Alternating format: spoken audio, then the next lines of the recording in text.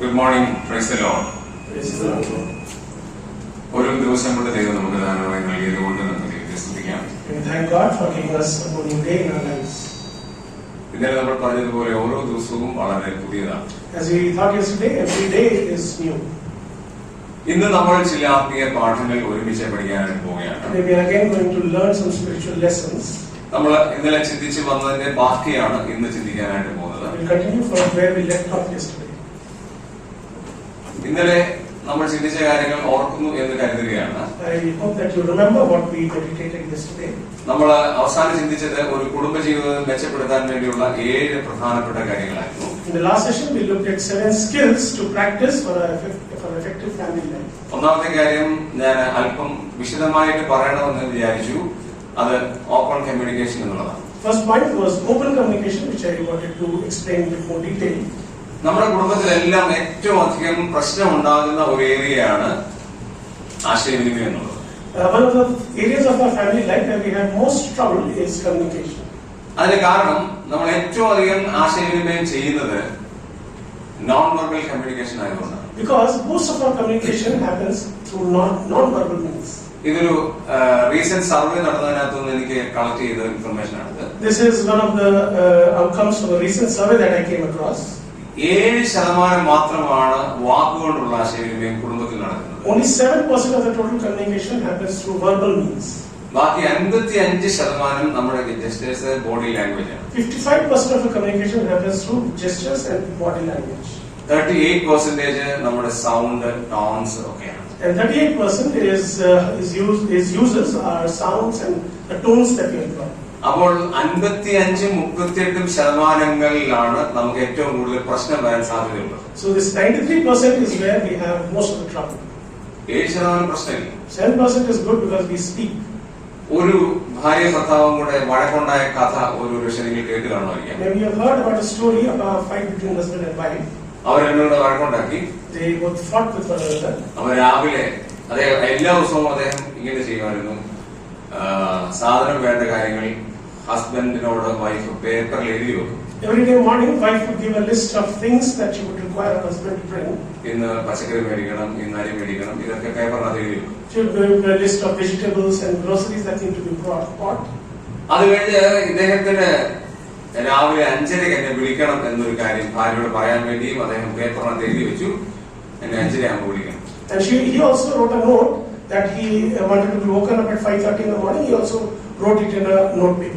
അദ്ദേഹത്തിന് ഓഫീസിൽ പോകാനും അർജന്റ് പോകാൻ വേണ്ടി ഇരുന്ന സമയത്താണ് ഇങ്ങനെ ഒരു നോട്ട് ആ സഹോദരി എഴുതിയത്. And he was a little busy when the sister, that his wife, gave him the note.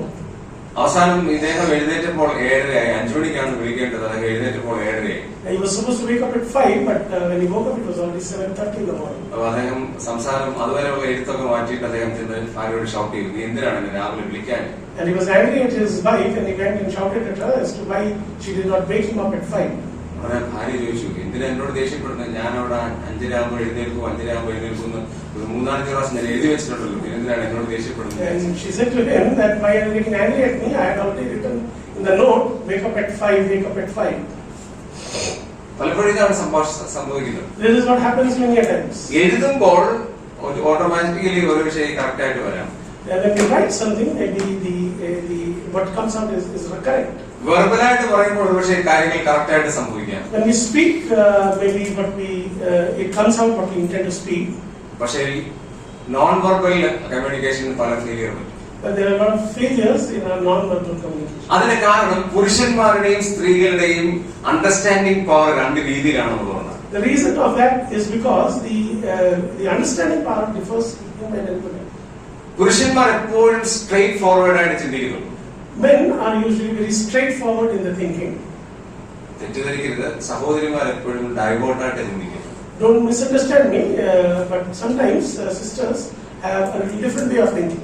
അതൊരു നെഗറ്റീവ് ക്വാളിറ്റി അല്ല. It's not a negative quality. അതൊരു positive quality.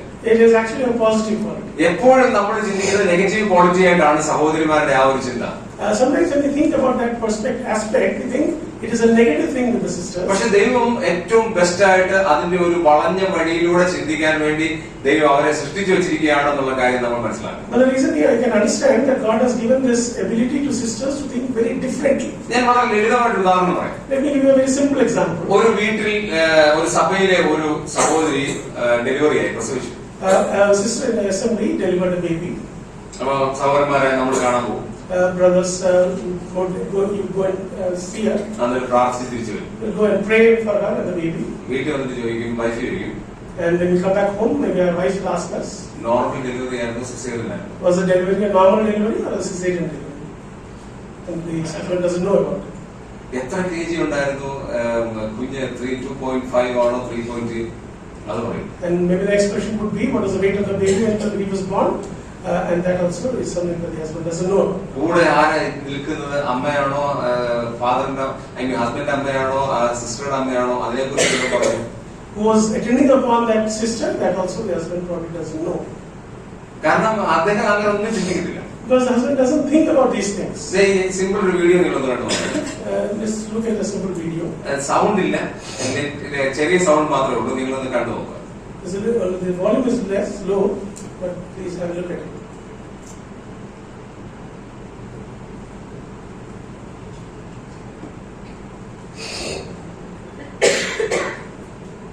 Watch carefully, okay?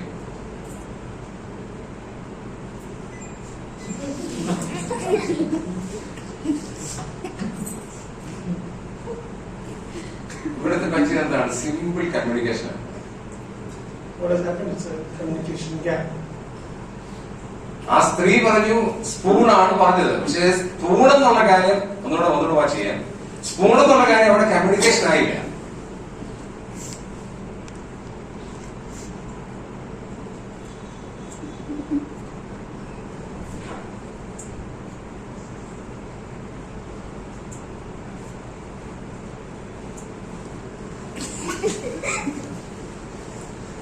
പുരുഷന്മാർ എപ്പോഴും സ്ട്രെയിറ്റ് ഫോർവേഡ് ആയിട്ട് ചിന്തിക്കുകയുള്ളൂ എന്ന് പറഞ്ഞതിന്റെ കാരണം എന്താണ്? So this is an example of how simplistic they is the men think. എന്നാൽ അവിടെ ഒരു സ്പൂൺ വേണം, അതിനാണ് ആ സ്ത്രീ ആവശ്യപ്പെട്ടത് എന്നുള്ള ഒരു ചിന്തയിലേക്ക് ഒരിക്കൽ പോലും പുരുഷൻ എത്തുന്നില്ല. Now this is a funny way to express that, but this can help us understand a simple thing that sometimes the intent of what women try to convey is not understood by the men. അത് കുറ്റമല്ല, അതൊരു plus point ആണ്. ലേഡീസിന്റെ ഒരു plus point ആണ്, പുരുഷന്മാരുടെ ദൗർബല്യമല്ല, അവരുടെ ഒരു plus point ആണ്. And for both the men and women, it is not a negative quality, but for both of them, it is a positive attitude. മലയാളത്തിലെ പ്രശസ്തമായ ഒരു മർത്തോമയിലെ മെത്രാപ്പോലിത്ത പറഞ്ഞിരിക്കുന്നതാണ്, 3 മിസ്സാണ് ലോകത്തിലെ എല്ലാത്തിന്റെയും പ്രശ്നത്തിന് കാരണം. There is a metropolitan who talked about 3 misses in the world. അതാണ് ലോകത്തിലെ എല്ലാ പ്രശ്നത്തിന് കാരണം. And that is the root cause of a lot of trouble in the world. ഈ ആശയവിനിമയത്തിൽ ഈ 3 കാര്യങ്ങളുണ്ട്. In the communication, there are again 3 misses. ഒന്ന് മിസ്അണ്ടർസ്റ്റാൻഡിംഗ്. One is misunderstanding. രണ്ടാമത് തെറ്റായ ആശയവിനിമയം. The second is miscommunication. മൂന്നാമത് തെറ്റായ interpretation. The third is misinterpretation. ഇത് 3 കുടുംബത്തിലുണ്ട്. And in the family, all 3 of them are present. നമ്മൾ ചിന്തിച്ചു നോക്കിയാൽ നമ്മുടെ കുടുംബത്തിലുള്ള മേജർ ഇഷ്യൂവിന്റെ കാരണം ഈ 3 എണ്ണം. And can we think into our own family lives and we'll realize that these are 3 reasons of lot of troubles in our family. കാരണം ഭർത്താവ് അല്ലെങ്കിൽ പുരുഷൻ എപ്പോഴും കാണുന്നത് ഒരു സ്ട്രെയിറ്റ് ഫോർവേഡ് തിങ്കിങ് ആയിരിക്കാം. Because men communicate in a very simplistic way. ഞാൻ ഒരു മോഡൽ തരാം. ഈ തെറ്റിദ്ധാരണയ്ക്കുള്ള ഒരു മോഡൽ, ഒരു വീഡിയോ ആണ്. There is another video of the misunderstanding to understand the model behind it. ഇതിനകത്തും സൗണ്ടിന്റെ ആവശ്യമില്ല, കാരണം ഇതൊരു മൈം പോലാണ്. ഇതിനകത്ത് 2 പ്രാവശ്യം ഞാൻ കാണിക്കാം, ഒരു പ്രാവശ്യം നിങ്ങൾ വാച്ച് ചെയ്യും. ഭാര്യയ്ക്ക് അസുഖമായി കിടക്കുകയാണ്. അപ്പം മെഡിസിൻ കണ്ടു. എന്നിട്ട് ഹസ്ബൻഡ് ചെയ്യുന്ന കാര്യം ശ്രദ്ധിക്കും.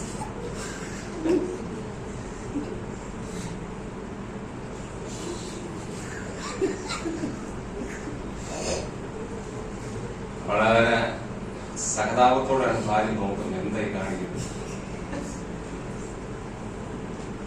ഇനിയുമാണ് അതിന്റെ ക്ലൈമാക്സ്. ശ്രദ്ധിക്കുക. Shake well before use. This is again a funny way to understand how. അപ്പൊ എപ്പോഴാണ് ഷെയ്ക്ക് ചെയ്യണം, അത് എപ്പോഴാണ്, എങ്ങനെയാണ് എന്നൊന്നും ഭർത്താക്കന്മാരെ സംബന്ധിച്ച് റീതിങ്കിങ്ങിന്റെ ഒരു പ്രോസസ് ഇല്ല അവർക്ക്. husbands often lack this understanding, the quality to probably discern and understand anything deeply. നിങ്ങൾ സഹോദരൻ ചിന്തിച്ചു ശരിയല്ലേ ഞാൻ പറഞ്ഞേ? Sisters, isn't that true? പലപ്പോഴും സംഭവിക്കും. ഇപ്പം സഹോദരന്മാർക്ക് വരുന്നുണ്ട്, സന്തോഷിക്കാം, കൊള്ളാം, കൊടുക്കുക, നിങ്ങൾക്ക് വരുന്നുണ്ട്. അപ്പൊ നമ്മളെന്ത് ചിന്തിക്കും? ഈ പുരുഷന്മാരെ സംബന്ധിച്ചോളം ഇവർക്ക് ഇങ്ങനെ ചിന്തിക്കാൻ പറ്റത്തില്ലേ? ഇല്ല, ചിന്തിക്കാൻ പറ്റത്തില്ല. And that's one thing these men think the way we think. No, it is not. They cannot think that like the way you think. രണ്ടാമത്തെ കാര്യം, Second, മിസ്അണ്ടർസ്റ്റാൻഡിങ്. is misunderstanding. ഇത് 6 ആണോ 9 ആണോ? Is that a little number 6 or 9? Depends on where you are seeing. ഏത് view പോയിന്റിലാണ് നിങ്ങൾ നിൽക്കുന്നത് എന്നുള്ളതാണ് പ്രശ്നം. It's the perspective from which you look at things. അപ്പൊ നമ്മള് പുരുഷന്മാരെ സംബന്ധിച്ചിടത്തോളം ഒരുപക്ഷെ അവര് നിൽക്കുന്നത് ഒരുപക്ഷെ സ്ട്രെയിറ്റ് ഫോർവേഡ് ആയിട്ടുള്ള ഒരു വ്യൂ പോയിന്റിലാണ് എങ്കിൽ അവര് പറയുന്നതായിരിക്കാം ശരി എന്ന് അവർക്ക് തോന്നും. And when men look at things, they think that they are interpreting or understanding things rightly from their perspective. എന്നാൽ സഹോദരിമാരെ സംബന്ധിച്ചിടത്തോളം അവര് കാണുന്ന വ്യൂ പോയിന്റ് ഒരു ഡിഫറെന്റ് ആണ്. അവര് പറയുന്നത് ഞാൻ പറയുന്നതാണ് ശരിയെന്ന് പറയും. And the same thing, a thought is in the minds of sisters as well. When they look at a situation or a thing, they interpret and understand and think that their interpretation of this is correct. അപ്പൊ നമ്മൾ ഏത് view പോയിന്റിലാണ് കാര്യങ്ങളെ അപഗ്രഥിക്കുന്നത് എന്നുള്ളത് കുടുംബത്തിലെ problem solve ചെയ്യാനായിട്ട് കാരണമായി തീരും. And if we have a common perspective to look at things, sometimes it helps to remove conflicts in the family. രണ്ടാമത്തെ കാര്യം തെറ്റായ ആശയവിനിമയം. Second is miscommunication. ഇത് സിനിമയിൽ നടക്കുന്ന ഒരു കാര്യമാണ്. This is something that is happening in a movie. Media ചെയ്യുന്നതെല്ലാം ഇങ്ങനെയുള്ള കാര്യങ്ങളാണ്. This is what the media does today. ഞാൻ മീഡിയയിൽ ഒരുപാട് വർക്ക് ചെയ്യുന്ന ഒരാളാണ്. I have worked a lot in the media. അപ്പം ഈ ഒരു ഫിലിം ഡയറക്ട് ചെയ്യുമ്പോൾ അല്ലെങ്കിൽ സീരിയൽ ഡയറക്ട് ചെയ്യുമ്പോൾ ഒരു ആർട്ട് ഫിലിം ഡയറക്ട് ചെയ്യുമ്പോൾ എന്തെല്ലാം കാര്യങ്ങളാണ് ബിഹൈൻഡ് ദ കർട്ടനിൽ ഉണ്ടെന്ന് അറിയാം. You know, there's a lot of things that goes on behind the curtain when a director is directing an art movie or movie. ചിലത് വലിയ കപ്പലിന്റെ ബാക്ക്ഗ്രൗണ്ട് ഒക്കെ ആയിരിക്കാം, ഫ്ലൈറ്റിൽ ചാടുന്നതൊക്കെ കാണാം. പക്ഷെ ഫ്ലൈറ്റും അവിടെ ഇല്ല, ജസ്റ്റ് ചാടുന്നത് മാത്രമേ ഉള്ളൂ.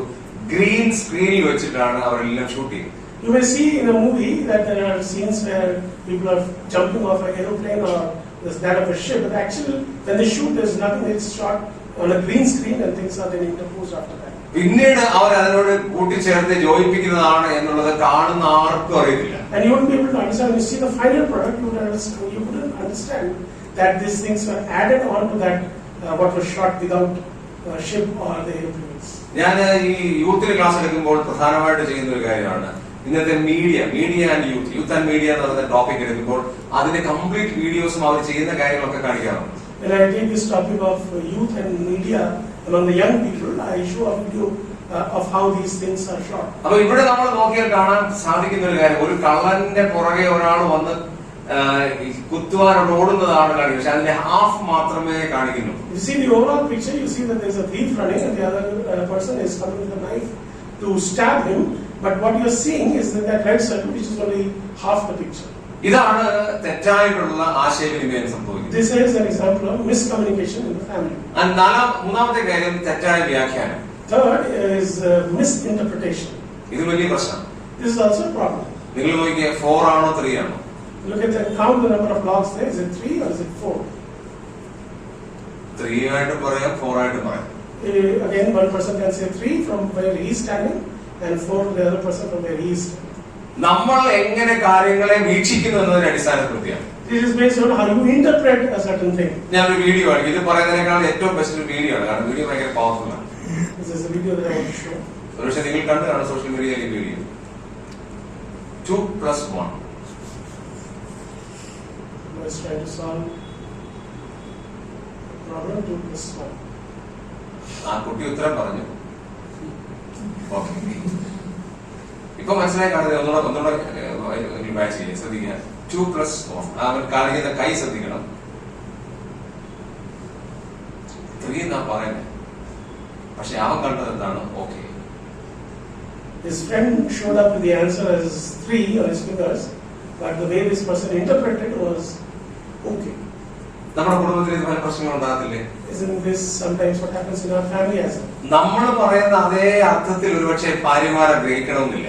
Maybe our wives do not interpret things that we say in the manner in which we think we are saying. ഭാര്യമാര് പറയുന്ന അതേ അർത്ഥത്തിൽ ഭർത്താക്കന്മാർ ചിന്തിക്കണമെന്നില്ല. Similarly, the other side as well, wives, they think that they are saying something, but it may be misinterpreted by their husbands. അപ്പൊ നമ്മുടെ കുടുംബങ്ങളിൽ ആശയവിനിമയത്തിനകത്ത് ധാരാളം പ്രശ്നങ്ങൾ ഉണ്ടാകാൻ സാധ്യതയുണ്ട്. അതുകൊണ്ട് രണ്ടുപേരും തമ്മിലുള്ള ആശയവിനിമയ ഗതികൾ എങ്ങനെയാണ് എന്ന് നിങ്ങൾ ശ്രദ്ധിക്കേണ്ടത് വളരെ ആവശ്യമാണ്. It's very important for husband and wife and the family to be very cognizant of the communication within the family. രണ്ടാമത്തെ കാര്യം നമ്മൾ ജസ്റ്റ് ഒന്ന് ഓടിച്ചു പറഞ്ഞായിരുന്നു, സംഘർഷങ്ങൾ കൈകാര്യം ചെയ്യാനുള്ള കഴിവ്. And second point we had looked briefly, the ability to manage conflicts. ഈ 4 കോൺഫ്ലിക്റ്റ് എല്ലാ ഫാമിലിയിലും ഉണ്ട്. These 4 types of conflict there exist in every family. വ്യക്തികളും തമ്മിലുള്ള കോൺഫ്ലിക്റ്റ് ഉണ്ടാകാം. Person versus person. എന്തുകൊണ്ടാണ് അങ്ങനെ സംഭവിക്കുന്നത്? Why would that happen? ഒരു സ്ത്രീ ജനിച്ചു വളർന്ന സാഹചര്യവും ഹസ്ബൻഡ് ജനിച്ചു വളർന്ന സാഹചര്യവും എന്തെങ്കിലും different. The background and upbringing of husband and wife are entirely different. ഒരു വിവാഹം ജീവിതം കഴിഞ്ഞു, ഒരു വിവാഹം കഴിഞ്ഞു, വളരെ അനുഗ്രഹിക്കപ്പെട്ട വിവാഹമായിരുന്നു. There was a marriage that happened. It was a very blessed marriage. എന്നിട്ട് അതിന്റെ 4ാമത്തെ ദിവസം എന്നെ വിളിച്ചിട്ട് പറയാണ്, അങ്കിളെ എനിക്ക് ഈ കുടുംബത്തിൽ ജീവിക്കാൻ പറ്റും. And 4th day after that marriage, I was looking at husband called me and told me that I cannot live in this marriage. The wife called brother and said that she cannot live in that marriage. ഞാൻ എന്താ മോളെ എന്താ പറ്റി? And brother asked, what happened, sister? അങ്കിളെ 4 ദിവസമായേ ഉള്ളൂ, പക്ഷെ എനിക്ക് കഴിക്കണം സാധിക്കും. It's only been 4 days, but I find it very difficult to survive. ഞാൻ എന്ത് പറ്റി? I asked her what happened. അവൻ പറഞ്ഞു, ഇവിടെ എല്ലാം ഡിസോർഡറാണ്. She said that everything is out of order. നനഞ്ഞ തോർത്ത് ബാത്റൂമിൽ ഇറങ്ങിയിട്ട് ആ തോർത്ത് എവിടെയും കസേരയിലിടും. She said that the husband, when he gets out with the wet towel, he puts it on any chair. Shoe എടുത്തിട്ട് അകത്തേക്ക് കൊണ്ടുവന്നിട്ട് ഒറ്റ എയറാണ്, അത് എവിടെയും മൂടിക്കണം. And shoe, when he comes inside the home, he doesn't put it in the proper place, he just throws it. Used ആയ dress എല്ലാം അവിടെ ഇങ്ങനെ തൂക്കിയിട്ടിരിക്കും. And his used dresses, he doesn't put it in the laundry box, but he put just hangs it. എനിക്ക് manage ചെയ്യാൻ പറ്റും. I cannot manage this. കാരണം ഇവള് ഒരു പട്ടാളക്കാരന്റെ മോളാണ്. But she is the daughter of a military person named Military. എല്ലാം ഭയങ്കര ഓർഡറാണ്. And you know, in such a home, everything is very ordered. Paste പോലും നടുപ്പ് നല്ല ഞെക്കുന്നത് ഏറ്റവും താഴെ ഞെക്കിക്കൊണ്ട് വരും. They even press the paste tube from bottom, not from the middle. അപ്പൊ വ്യക്തികൾ തമ്മിലുള്ള ആ ഒരു പ്രോബ്ലം ഭയങ്കര രൂക്ഷമാണ്. And therefore, the difference of upbringing between husband and wife is often a very common conflict. ആ പ്രോബ്ലം സോൾവ് ചെയ്യാനാണ് ഞാൻ 4 മാസം എടുത്തു. And it took 4 months for me to solve the problem between them. ഇപ്പോൾ വളരെ happy ആയിരുന്നു. Now they are very happy with. അപ്പൊ വ്യക്തികൾ തമ്മിലുള്ള പ്രോബ്ലംസ് നമ്മൾ ജനിച്ചു വളർന്ന സാഹചര്യങ്ങൾക്കുണ്ടാകും. The root cause of person-to-person conflict is because of the different upbringing between the husband and the wife. രണ്ടാമത്തെ problem person versus self. Second type of conflict is person versus self. ചിലത് നമുക്ക് അങ്ങോട്ട് അംഗീകരിക്കാൻ പറ്റത്തില്ല. Sometimes you cannot just accept someone. ഹസ്ബൻഡിനെ നമുക്ക് അംഗീകരിക്കാം. Husband maybe will be able to accept. വൈഫിനെ നമുക്ക് അംഗീകരിക്കാം. Maybe husbands will be able to accept their wives. പക്ഷെ അദ്ദേഹത്തിന്റെ വ്യക്തിത്വത്തിൽ ഉണ്ടാകുന്ന വേരിയേഷൻസ് എനിക്ക് പറ്റില്ല. But the variations in their personality is something that we cannot accept. എന്ന് പറഞ്ഞാൽ എന്താ? What does it mean? അതായത് ഈ ഒരു വ്യക്തിയിൽ ഉള്ള അദ്ദേഹത്തിന്റെ വ്യക്തിത്വം, That personality of that person, അദ്ദേഹം കാര്യങ്ങൾ എക്സ്പ്രസ് ചെയ്യുന്നത്, the way he expresses himself, അദ്ദേഹം കാര്യങ്ങളെ വിശദീകരിക്കുന്നത്, the way he explains things, അദ്ദേഹം കാര്യങ്ങളെ അപഗ്രഥിക്കുന്ന രീതി, the way he understands things, അത് രണ്ട് വ്യത്യാസമാണ്. they are very different from the two people. അങ്ങനെയാണ് ദൈവം നമ്മളെ കൂട്ടി യോജിപ്പിച്ചത്. That is how God has brought to such different people together. ഞാനും എന്റെ ഭാര്യയും പാട്ടിന്റെ കാര്യത്തിൽ രണ്ട് കാര്യമാണ് ഞാൻ നിങ്ങളോട് ഇന്നലെ പറഞ്ഞു. I mentioned yesterday how me and my wife have very different perspective on music. രണ്ടുപേരും പാട്ട് ഇഷ്ടമായിരുന്നെങ്കിലോ? What if both of us liked songs? മംഗളമായി വാഴും നമ്മളെല്ലാരും, ഞാൻ ഒരിടത്തിരുന്ന് പാടും,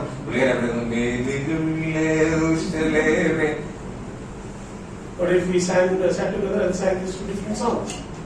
ആഹാരം ഉണ്ടാകത്തില്ല, The food will not be ready on time. കൂട്ടാൻ റെഡിയാകത്തില്ല, The curries will not be ready on time. രണ്ടുപേരും പാടും. We both will sing. അവർ സെൽഫിലുള്ള ആ ഡിഫറൻസിയേറ്റീവ് നമ്മുടെ ഫാമിലി തന്നിരിക്കുന്നത് അറിയാമോ? യോജിച്ചു പോകാനാണ്.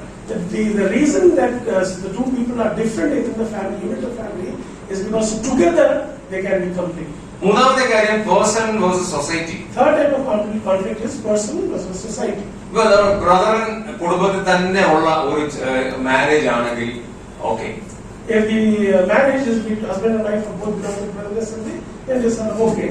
ഞാൻ ഈ ചർച്ചിന്റെ കാര്യം മാത്രമാണ് സൊസൈറ്റി ആയിട്ട് പറയാൻ ഉദ്ദേശിക്കുന്നത്. Society I'm referring to within the Christendom, it's a church itself. ഇവിടെ പെന്തിക്കോസ്റ്റിൽ ആരെങ്കിലും വന്നിട്ടുണ്ടോ? Is there anyone from a Pentecostal background here? Nobody. Yeah. You are from Pentecost. Acts 2 Pentecost. അപ്പൊ ഈ ഒരു ബ്രദറിലെ തിരിച്ചു സംഭവിക്കുകയാണ്. ഇവിടെ നിന്ന് ഒരാളെ ഒരു ബ്രദറും ഗേളിന് പെന്റിക്കോസ്റ്റൽ ചർച്ചിലേക്ക് മാരേജ് ചെയ്തുകൊണ്ട് പോയാൽ അവിടെ ചെന്നിട്ട് പുള്ളിക്കാർക്ക് ഭയങ്കര വീർപ്പുമുട്ടലായിരിക്കും. Just imagine that a Pentecostal and brethren boy and girl coming together in marriage. It will be very difficult initially for them to understand one another. കേരളത്തിലുള്ള മലയാളിയായ ഒരാളെ കന്നഡക്കാരനായ ഞങ്ങളുടെ അവിടെ കല്യാണം കഴിച്ചാൽ ആ പുള്ളിക്കാരിക്ക് ഒരിക്കലും കന്നഡ സംസ്കാരവുമായിട്ട് യോജിച്ചു പറ്റില്ല.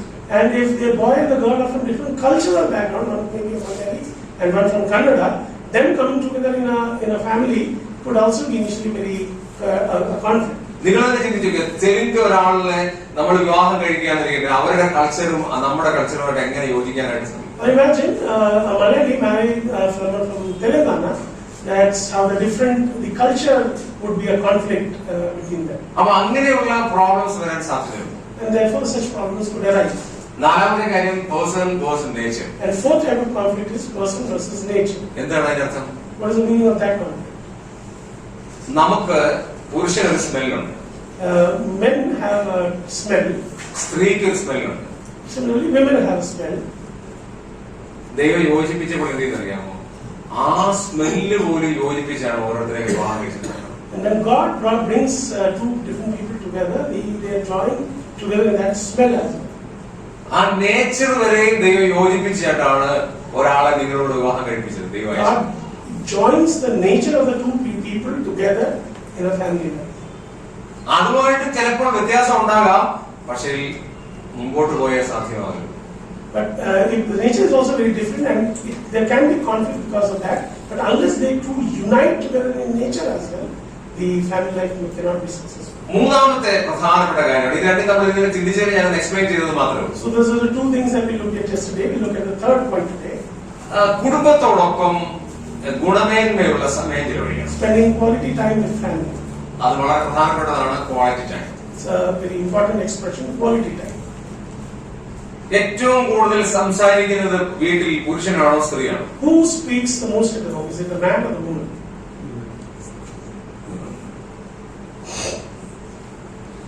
ഒരു ചിന്തകൻ പറഞ്ഞിങ്ങനെയാണ്, One thinker said like this: 35,000 words ആണ് ലേഡീസിന് സംസാരിക്കുന്നത്. Ladies, women can speak 35,000 words in a day. പുരുഷൻ ആകെപ്പാടെ 10,000 words. Men can only speak 10,000 words in a day. നമ്മൾ ഓഫീസിലൊക്കെ പോയി പുറത്തോട്ട് ആളോട് സംസാരിച്ച് വരുമ്പോഴത്തേക്ക് അവിടെ 10,000 വാക്കുകൾ തീർന്നു കഴിഞ്ഞു. And then when they go out work in their offices, come back, their quota of 10,000 words is already over. പക്ഷെ ഇവിടെ അടുക്കളയിൽ അവിടെ അല്ലെങ്കിൽ ചെറിയ ലോകത്തിലാണ് കഴിയുന്നത്. ഇവർക്ക് 10,000 വേർഡ് ഒരു 5,000 വേർഡ്സ് പോലും ആ ദിവസം കംപ്ലീറ്റ് ചെയ്തിട്ടില്ല. And sisters, when they are at home, they do not have many people to talk to, so when we have this only spoken 5,000 words in that. അതുകൊണ്ട് ഒരു അച്ഛൻ അനുഭവിക്ക് എനിക്ക് കുറച്ച് കാര്യങ്ങൾ പറയാം. Therefore, when the husband comes back home, she wants to speak and exhaust the rest of the quota of her words.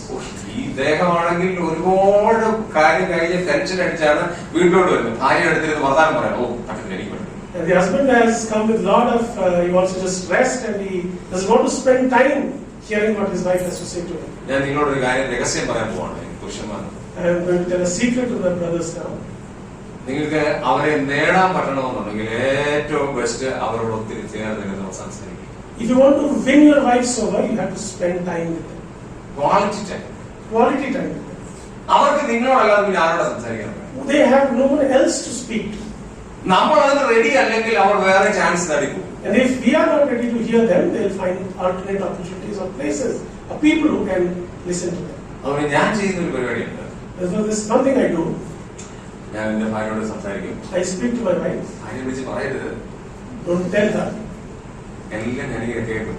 I hear whatever she has to say. കേൾക്കുന്നതായിട്ട് ഞാൻ act ചെയ്യാണ്. കാരണം ആ സമയത്ത് തന്നെ ഞാൻ എന്റെ ബ്രെയിൻ സ്റ്റോം ചെയ്തുകൊണ്ടിരിക്കുകയാണ്. But my mind is somewhere else. കാരണം എനിക്ക് ഒരുപാട് കാര്യങ്ങൾ ചെയ്തു തീർക്കാറുണ്ട്. ഞാൻ അടുത്ത പ്രോജക്റ്റുകള്, അടുത്ത മിഷൻസ്, എങ്ങനെയാണ് ഞാൻ ഈ കാര്യങ്ങൾ കമ്മ്യൂണിക്കേറ്റ് ചെയ്യാൻ പോകുന്നത്, എങ്ങനെയാണ് ഒരു പ്രോജക്ട് പ്രസന്റ് ചെയ്യാൻ പോകുന്നത്, ഇതെല്ലാം ഞാനിങ്ങനെ പക്ഷേ ചിന്തിച്ചുകൊണ്ടിരിക്കുകയായിരിക്കാം. Well, my mind is already occupied with the next task, next meeting that I have to take, next class that I have to take. അപ്പോ ഈ വൈഫിന് എന്നോട് സംസാരിച്ചു, അപ്പൊ ഞാൻ കേൾക്കുന്നു എന്നുള്ള ധാരണയിലാണ് ഇരിക്കുന്നത്. And she's thinking that I'm listening to her through her acting. clearly. പക്ഷേ ഇതൊരു ദിവസം പിടിച്ചു. But then I was caught one day. നീ ഇതെന്തിനാ ചെയ്തേ? And I asked her, why did you do this? അയ്യോ, ഞാൻ അച്ഛനോട് പറഞ്ഞായിരുന്നല്ലോ, അച്ഛൻ ഞാനിങ്ങനെ ഇത് ചെയ്തുകൊണ്ടിരിക്കും, ഞാൻ അച്ഛൻ്റെ അടുത്ത് വന്ന് പറഞ്ഞാണല്ലോ ഇത് ഞാൻ ചെയ്യാൻ പോകുന്നു. She said that I had already told you that I'm going to do this. ഞാൻ കേട്ടില്ല, കാരണം പറഞ്ഞാണായിരിക്കും, ഞാൻ കേട്ടില്ല. But maybe my mind was somewhere else and I could not have clearly remembered what she had said. ഒന്നല്ല 2-3 പ്രാവശ്യം ഇങ്ങനെ ആവർത്തിച്ചപ്പോൾ എനിക്ക് മനസ്സിലായി ഞാൻ ചെയ്യുന്നത് cheating. But when this happened twice or thrice, I realized what I'm doing is not correct. അന്ന് ഞാൻ stop ചെയ്തു. That day I stopped acting like that. എന്നിട്ട് ഞാൻ വൈഫിനോട് ചേർന്നിരുന്നു. And then I sat with my wife to hear what she has to say. എല്ലാ ദിവസവും half an hour ഞങ്ങളുടെ private ലോകം. Every day, half an hour, we spend time together just to hear one another. ഇപ്പൊ നിങ്ങൾ ഇപ്പോഴെങ്ങനെയാണ് ചെയ്യുന്നത്? You may think that when I'm traveling now, how am I doing that? ഇന്ന് രാവിലെ 6:30 മുതൽ 6:45 വരെ ഇന്നലെ നടന്ന സർവ്വ കാര്യങ്ങളും, അവിടെ നടന്ന കാര്യങ്ങളും, ഇവിടെ നടന്ന കാര്യങ്ങളും, ഇന്നലത്തെ ഫുഡിന്റെ ഞങ്ങൾ ഒരുമിച്ച് കൂടിയ കാര്യം എല്ലാം ഞാൻ മണിയായിട്ട് ഞാൻ വിളിക്കാറുണ്ട്. Today between 6 and 6:45 in the morning, I spent 45 minutes with my wife, giving account of what happened yesterday, the meeting here, what food we ate, and she similarly gave me all the details of her day yesterday. അപ്പൊ അവിടെ ഇങ്ങനെ ഞങ്ങൾക്ക് കുറച്ച് പണിക്കാരുണ്ടായിരുന്നു. ആ പണിക്കാർ വന്ന് കാര്യങ്ങൾ ചെയ്ത് കഴിഞ്ഞാൽ ഏറ്റവും ഇഷ്ടപ്പെട്ട കാര്യങ്ങൾ എന്നോട് സംസാരിക്കും.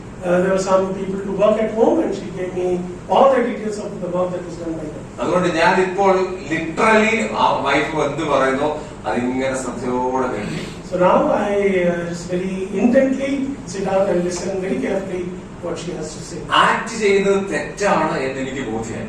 I was convicted that when I was acting, that was the wrong thing that I was doing. നമുക്ക് 2 ബൈബിളിലെ വാക്യങ്ങൾ ശ്രദ്ധിക്കാം. We'll look at 2 Bible verses. First ഒന്നാമത് ഉൽപ്പത്തി പുസ്തകം 18-ാം അധ്യായം 1-2 വാക്യങ്ങൾ വായിക്കാം. First we'll read Genesis chapter 18 verses 1 and 2. അനന്തര യഹോവ അവന് മാപ്രയുടെ തൊപ്പിൽ വെച്ച് പ്രത്യക്ഷനായി. വെയിൽ ഉറച്ചപ്പോൾ അവൻ കൂടാരവാതിക്കൽ ഇരിക്കുകയായിരുന്നു. അവൻ തലപൊത്തി നോക്കിയപ്പോൾ തൽക്കാലം നമുക്ക് അവിടെ നിർത്താം. ആദാം എവിടെയാണുള്ളത്? 18:1. Where is Abraham here? കൂടാര വാതിക്കൽ. He was sitting in the tent door. അപ്പൊ എവിടെ ഉള്ള? Where is he?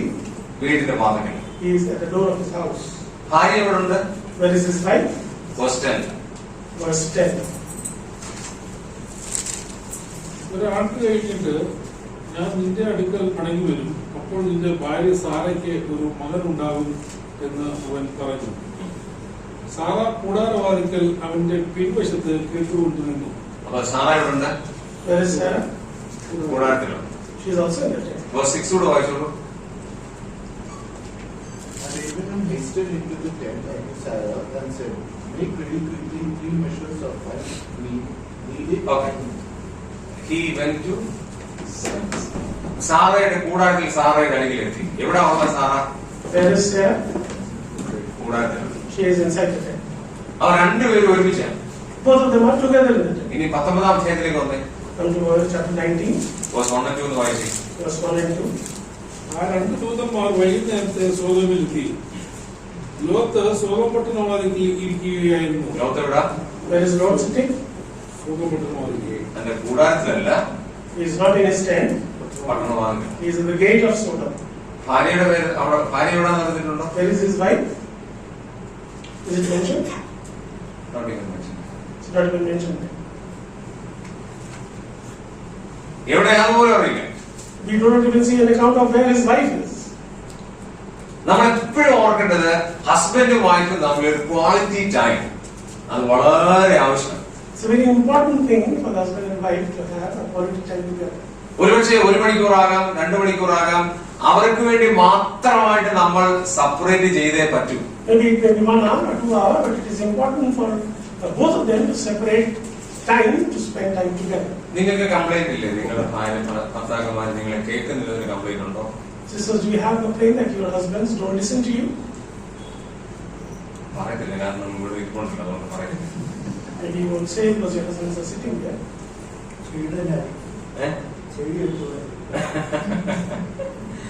തീർച്ചയായിട്ടും അവർക്ക് ഒരുപാട് കാര്യങ്ങൾ സംസാരിക്കാനാണ്. Definitely, you may have a lot of things to share. മറക്കരുത് 35,000 വേർഡ്സ് ആണ് അവർക്ക്.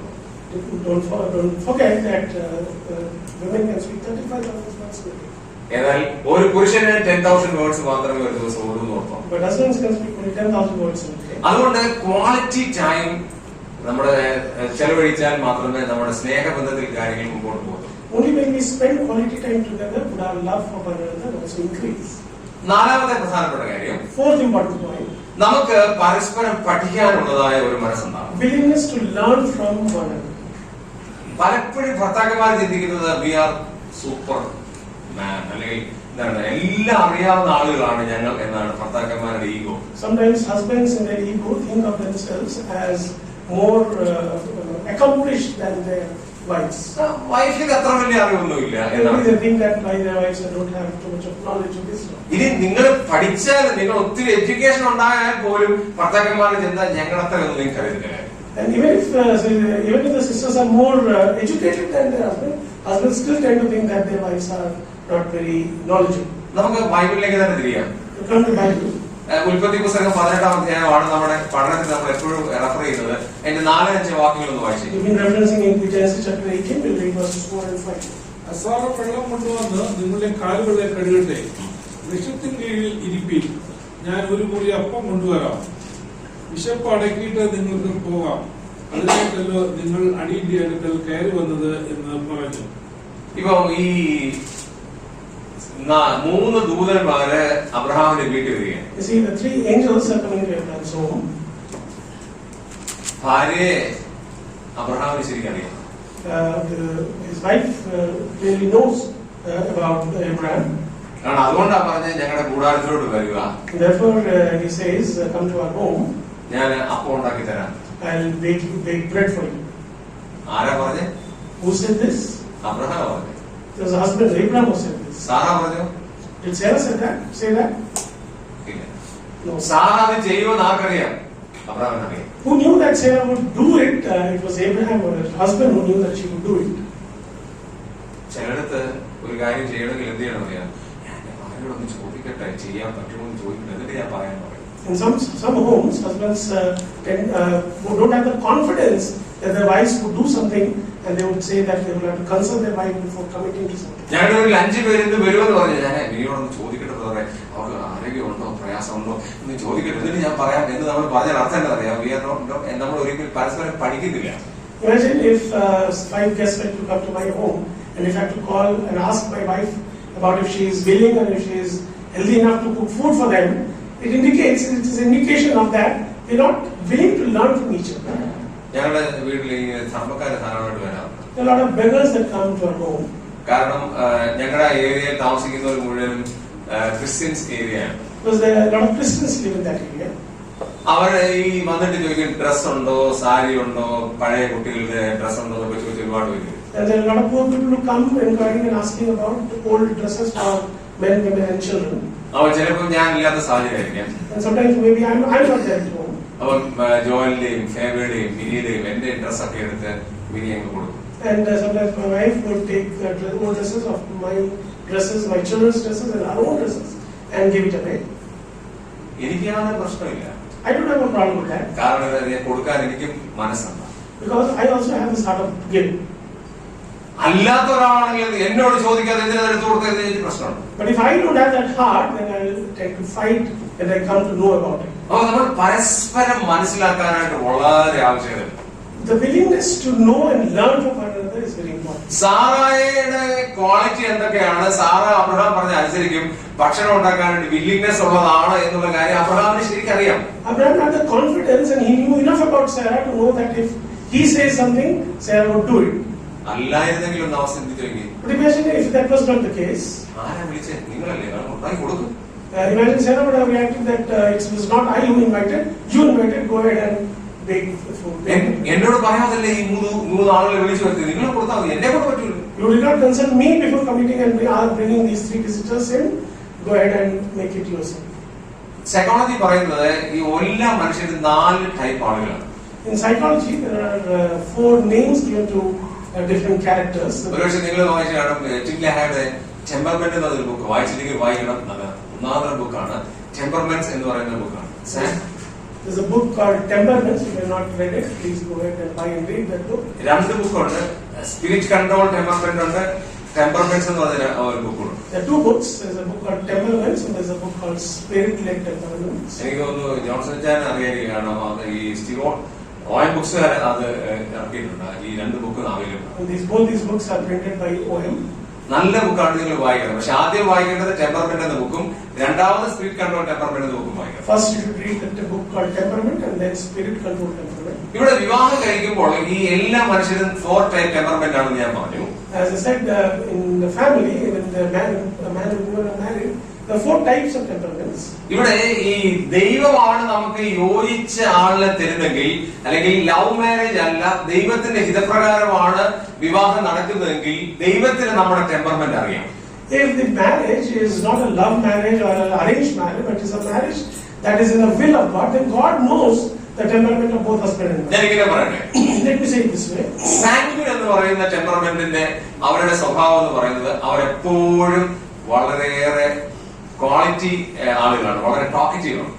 Sanguine is a temperament or a character which is people with this character are known for being joyful, being playful.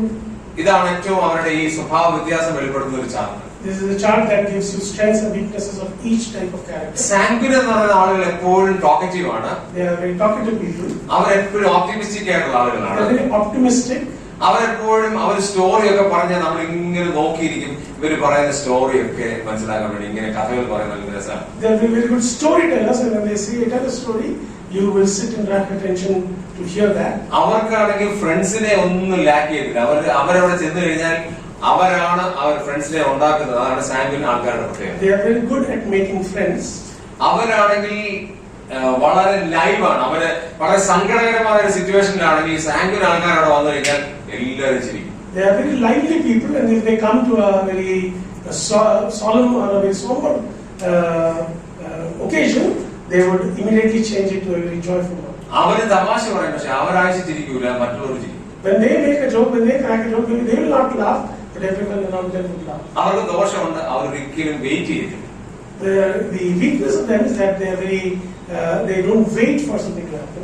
അവർക്കൊന്നിനെ കാത്തിരിക്കാനായിട്ട് പറ്റത്തില്ല. They find it very difficult to be patient in something. അവർ ഭയങ്കര sensitive ആണ്, വളരെ വേഗത്തിൽ അവർ വേദനപ്പെടും. They are very sensitive people, they get hurt very quickly.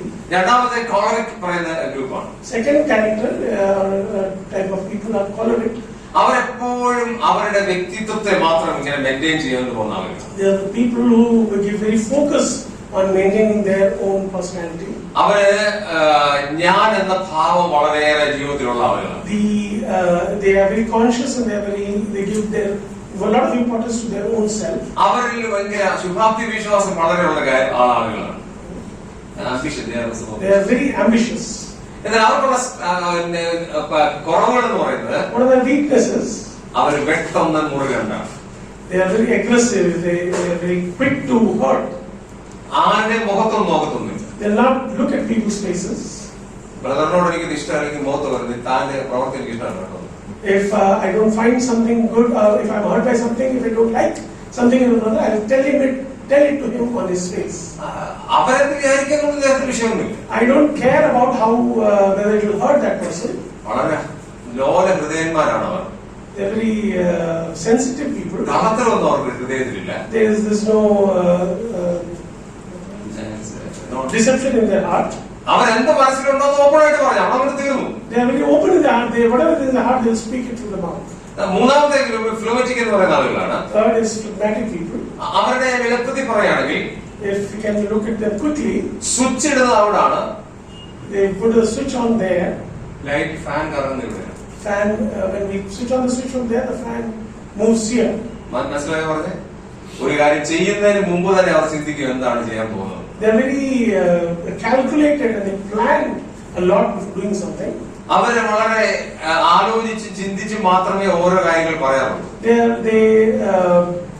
They think about lot before they speak. എന്തെങ്കിലും ഒരു കാര്യം തീരുമാനം എടുക്കുന്നെങ്കിൽ അവർ ഭയങ്കരമായിട്ട് ആലോചിച്ച് 10 പ്രാവശ്യം ആലോചിച്ചതിന് ശേഷം മാത്രമേ തീരുമാനം. When they think a lot before coming to a decision.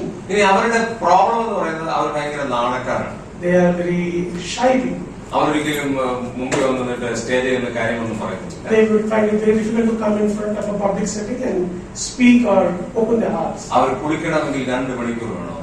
They'll take 2 hours to take a bath. Dress ചെയ്യണമെങ്കിൽ ഒരു 1.5 മണിക്കൂർ വേണം. Equally long time to clothe themselves. ഇതൊക്കെയാണ് അവരുടെ വീക്ക്നെസ് ആയിട്ടുള്ള കാര്യം. These are some of the weaknesses. ഇനി 4ാമത്തെ melancholy എന്ന് പറയുന്ന ഗ്രൂപ്പ്.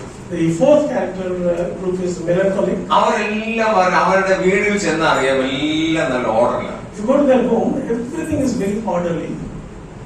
അവരുടെ മേശ നോക്കിയാൽ അറിയാം എന്ത് ഡീസന്റ് ആയിട്ടാണ് അവരുടെ മേശകൾ. The table would be very organized. ഭയങ്കര ക്രിയേറ്റീവ് ആയിട്ട് അവർ കാര്യങ്ങൾ ചെയ്യും. They are very creative people.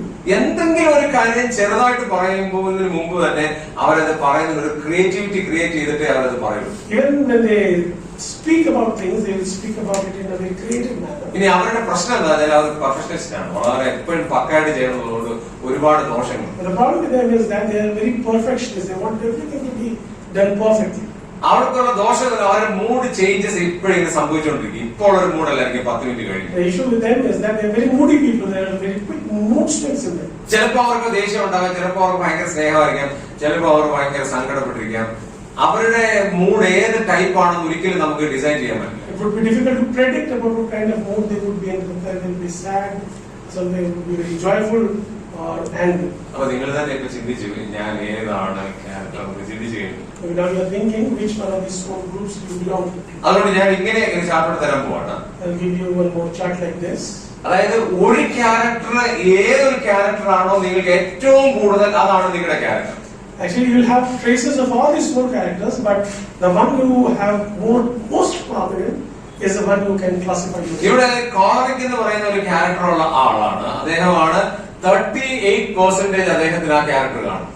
If a person is choleric, maybe in that person, 38% of his character will align with those attributes. 23% സാങ്ക്വിൻ ആയിരിക്കാം. Maybe that person is 23% sanguine. ഒരുപക്ഷേ ഫ്ലൂമറ്റിക് ആയിട്ടുള്ള 28% ഉള്ളൂ. Maybe that person is only 28% phlegmatic. 11% മെലങ്കലിക് characters ഉണ്ടാവും. And maybe there's a very less percentage of melancholic character in that person. എന്താണ് ഞാൻ ഈ പറഞ്ഞു വരുന്നത്? What I mean by this chart? ഒരു വൈഫിനുള്ള ക്യാരക്ടർ എന്താണ്, ഹസ്ബൻഡിനുള്ള ക്യാരക്ടർ എന്താണ് എന്ന് നമ്മൾ എന്ത് ചെയ്യണം, പഠിക്കണം. What I mean is that we should willfully or knowingly try to understand the character of our own husbands and wives. ഞാൻ എന്റെ കാര്യം പറയാൻ പോവാണ്, എന്റെ ഫാമിലി ലൈഫിന്റെ കാര്യം പറയാൻ പോവാണ്. I'll tell something from my family life. എന്റെ ഭാര്യയെ സംബന്ധിച്ചിടത്തോളം tension പറ്റത്തേയില്ല. As far as my wife is concerned, she cannot have any tension. ഇപ്പൊ ഒരു ആക്സിഡന്റ് ഉണ്ടായി, When there was an accident, പുള്ളിക്കാരിക്ക് അവിടെ പോകാൻ പറ്റില്ല. she finds it very difficult to go there. ഒരാൾ പെട്ടെന്ന് മരിച്ചുപോയി, Someone passes away suddenly, പുള്ളിക്കാരിക്ക് അവിടെ പോകാൻ പറ്റില്ല. she finds it very difficult to go there. ഒരു crisis ലൈഫിലുണ്ടായി, There's a crisis in someone's life. അത് പറയാൻ പറ്റത്തില്ല. She cannot share that if there's a crisis in life. അങ്ങനെ പറഞ്ഞാൽ കരഞ്ഞ് ഭൂമിനകത്ത് ഇറങ്ങത്തില്ല. And if she shares that, she will cry and be in the room. അപ്പൊ എനിക്ക് പുള്ളിക്കാരി അറിയാം, ശരിക്കും എന്റെ വൈഫിനെ ശരിക്കറിയാം. Because I know her very closely. അതുകൊണ്ട് ഇങ്ങനെയുള്ള ടെൻഷൻ ന്യൂസുകളൊന്നും ഞാൻ ആദ്യമേ പറയാറില്ല. Therefore, whenever there is something that would induce this kind of tension in her, I do not tell her right away. അപ്പൊ നമ്മുടെ ലൈഫിലുള്ള നമ്മുടെ പാർട്ട്ണറിനെ, സ്പൗസിനോട് നമ്മൾ എങ്ങനെ സംസാരിക്കണം, അവരുടെ ലൈഫ് സിസ്റ്റം എന്താണ് എന്നുള്ളത് നമ്മൾ ശരിക്കും മനസ്സിലാക്കിയില്ലെങ്കിൽ നമ്മുടെ ജീവിതം പ്രശ്നമാവും. So the more closely you understand your partners, it will help you to understand how you can deal with them when certain situations come in your life. രണ്ടുപേരും സാങ്ക്വിൻ ക്യാരക്ടർ ആണ് എന്നിരിക്കട്ടെ. Imagine both husband and wife are sanguine. അവിടെ ഒരു seriousness ഇല്ല, മക്കൾ ഒരു സ്ട്രിക്റ്റും ഉണ്ടാകുന്നില്ല.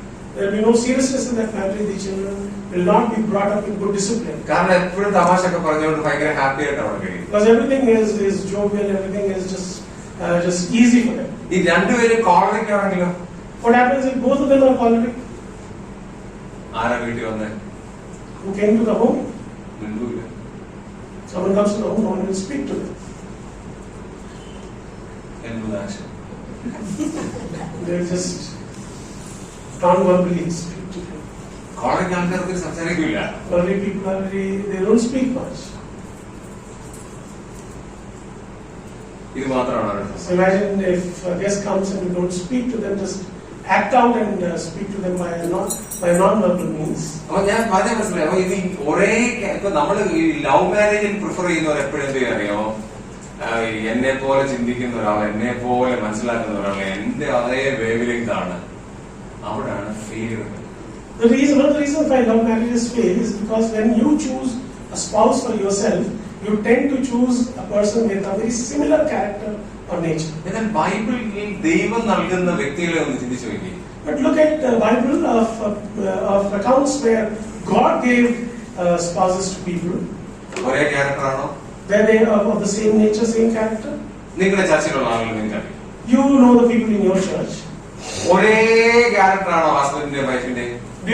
Can you say that both husband and wife have the same character? Never. ദൈവം എന്ത് ചെയ്തു?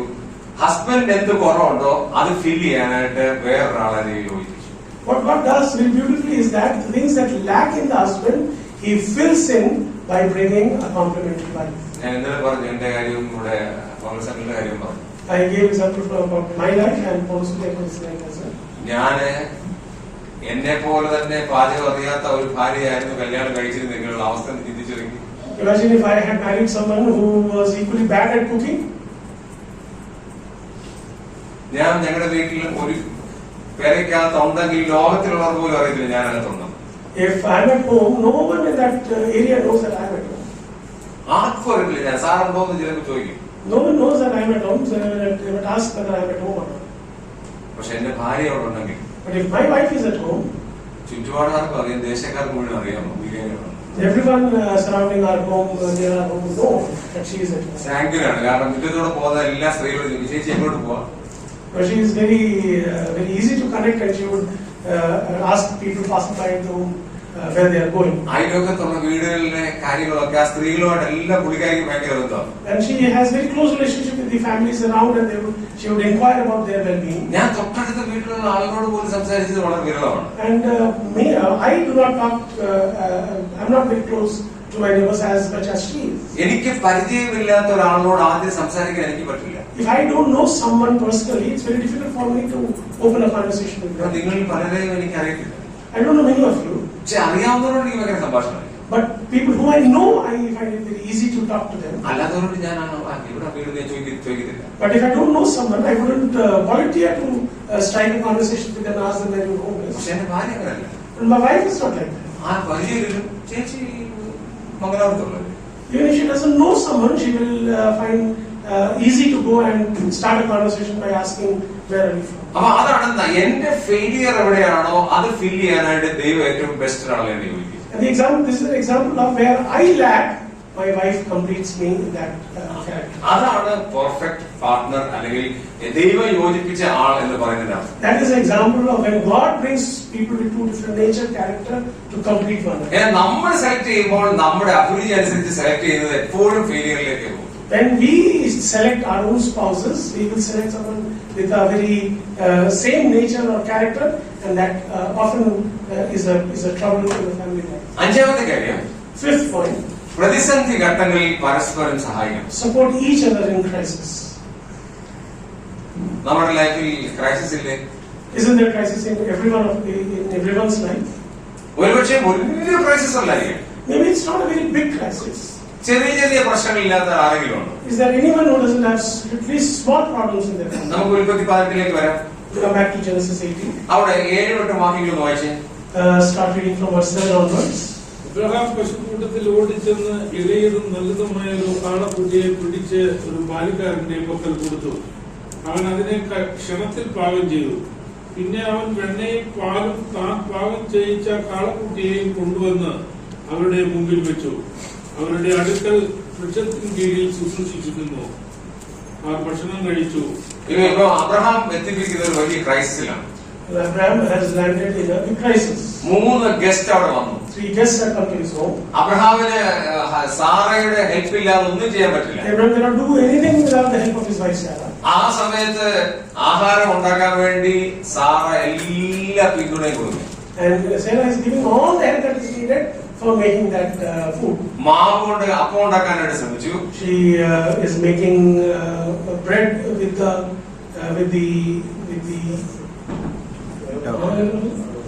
flour. അത് കഴിഞ്ഞിട്ട് കാളയെ കൊണ്ട് കൊടുത്തു. And there's a calf that is brought in. അത് ബാല്യക്കാരൻ പാചകം ചെയ്തു. And Abraham gave it to the young man, and he hastened to prepare it. അത് ചെയ്തപ്പോൾ എല്ലാം സാറയുടെ മേൽനോട്ടത്തിലാണ് ചെയ്തത്. It was done. Everything was done under the supervision of Sarah. അത് അബ്രഹാമിന്റെ സാന്നിധ്യത്തിലാണ് ചെയ്തത്. It was done under Abraham's care. എന്താണ് വായിക്കുന്നത്? നമ്മുടെ വായിക്കുന്ന ഒരു പ്രധാനപ്പെട്ട പദമുണ്ട്, ശ്രദ്ധിക്കണം. 8ാം വാക്യം. There's a very important expression in verse 8. താൻ പാകം ചെയ്യിച്ച കാളക്കുട്ടിയെയും കൊണ്ടുവന്ന് അവരുടെ മുമ്പിൽ വെച്ചു. And the calf which he had prepared and set it before them. Abraham എന്തെങ്കിലും ചെയ്തതായിട്ട് അവിടെ എഴുതിയിട്ടുണ്ടോ? In the prior person, do you see Abraham actually doing anything? എല്ലാം മേലോട്ട് വഹിക്കാൻ. Everything was done by other people. Abraham അതിന്റെ എല്ലാം മേലോട്ട് വഹിച്ച് സാറ ചെയ്തതും അബ്രഹാം ചെയ്തതെല്ലാം കൊണ്ടുവന്ന് അവിടെ കൊണ്ടുവന്ന് കൊടുക്കുകയാണ്. Abraham brought everything that was done under his supervision by Sarah, by that young man, and he brings it and sets it before them. നിങ്ങളുടെ ഹസ്ബൻഡ് ഒരു ക്രൈസിസ് വന്നാൽ നിങ്ങളല്ലാതെ മറ്റൊരാളെ സഹായിക്കാനില്ല. If your husband is in a crisis, your wives are the one who can support and help them. നിങ്ങളുടെ ഭാര്യയ്ക്ക് ഒരു crisis വന്നു കഴിഞ്ഞാൽ നിങ്ങളല്ലാതെ support ചെയ്യുന്നവരാണ്. And if the wife is in a crisis, it's only the husbands who can support and help them. എന്റെ വൈഫിന്റെ father corona കാലത്താണ് മരിച്ചത്. My wife's father passed away during the corona. അദ്ദേഹം ഒരു ഭക്തനായ മനുഷ്യനാണ്. He was a very saintly man. വളരെ മദ്യപാനിയായിരുന്നു. അതിനുശേഷം രക്ഷിക്കപ്പെട്ട് ദൈവത്തിലേക്ക് വന്ന ഒരാളാണ്. Before he was saved, he was drunkard. അങ്ങനെ ഭയങ്കര ആത്മീയമായിട്ട് വളരെ പ്രാർത്ഥിക്കുകയും ഒരുപാട് കൊടുക്കുകയും ഭയങ്കര ലിബറലസ് ആയിട്ട് ഒരു മനുഷ്യനാണ്. And when he was saved, he truly was an example. He led a very good life. He was a very cheerful giver. പക്ഷേ കോവിഡിന്റെ ഏറ്റവും ക്രൂഷ്യൽ ടൈമിലാണ് അദ്ദേഹം മരിക്കുന്നത്. But he was struck with COVID during the peak of the pandemic. ഞങ്ങൾക്ക് പോകാൻ പറ്റിയില്ല. We couldn't go and see him. ഞങ്ങൾക്ക് ശവസംസ്കാരം കാണാൻ പറ്റിയില്ല. We couldn't even attend his funeral. നിങ്ങൾ ഓർത്ത് നോക്കണം, ആകെ ഒരു മോളേ ഉള്ളൂ. Just imagine, my wife is the only daughter. ഒരു ബ്രദർ ഉണ്ട്. There's one brother. പക്ഷേ ഈ മോളോട് അപ്പന് ഭയങ്കര സ്നേഹം. But my father will not love my wife very much. ഞാൻ പറഞ്ഞു ഞാൻ പോവാം. I told her that I will go. And she said that it's not going to happen. ഇനി ഞാൻ പോയി അച്ഛനെ കോവിഡ് വന്നാൽ അതിനേക്കാളും പ്രശ്നമാണ് അവൻ പോകണം. And if I go and catch COVID, it will be even bigger trouble. ഞാൻ അവളെ അടുത്ത് പിടിച്ച് ഒരു ദിവസം ഫുള്ള് അടുത്തുനിന്ന് മാറി. I was literally physically close to her, consoling her for one full day. ഇടയ്ക്ക് കയ്യിലിങ്ങനെ ക്രോസ് ചെയ്ത് പിടിച്ച് ഒരുമിച്ചിട്ട് പ്രാർത്ഥിക്കും. അവളെ കരച്ചിൽ വന്ന് കണ്ണിങ്ങനെ തുടയ്ക്കും. ചേർന്നിരുന്നു. One full day I sat with her, prayed with her, consoled her and comforted her. ഞാൻ എന്റെ ആത്മാർത്ഥതയിൽ ചെയ്ത ഒരു കാര്യം. That is something that I did, that I had to do. എന്നിട്ട് അവൾ എന്നോട് പറഞ്ഞത് കുറച്ച് ദിവസങ്ങൾക്ക് ശേഷം പറഞ്ഞിങ്ങനെ. And then after a few days she said to me like this. അച്ഛാ, എന്നെ എന്നെ ഒന്ന് കൺസോൾ ചെയ്തില്ലായിരുന്നെങ്കിൽ ഞാൻ തകർന്ന് തനിപ്പണമായി പോകും. And she said like this, that if you had not comforted and consoled me in that manner, I would have really been very broken. നിങ്ങളല്ലാതെ പിന്നെ നിങ്ങളുടെ ഹസ്ബൻഡിനെ നിങ്ങളുടെ വൈഫിനെ സപ്പോർട്ട് ചെയ്യാൻ വേറെ ആരാണ്? Who, if a wife is in a crisis, who other than the husband is there to comfort and console her? മക്കള് ചെയ്ത ഒരു പരിധിയുണ്ട്. There is a limit to how the children can support the parents in their crisis.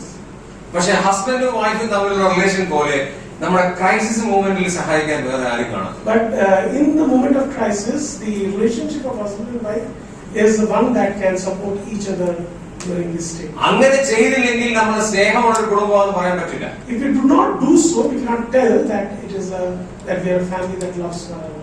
ഞങ്ങളുടെ ഒരു 10ാം ക്ലാസ്സിന്റെ ഒരു group ഉണ്ട്. ആ ഗ്രൂപ്പിന്റെ പേര് പൂവിതൽ എന്നാണ് ഗ്രൂപ്പ്.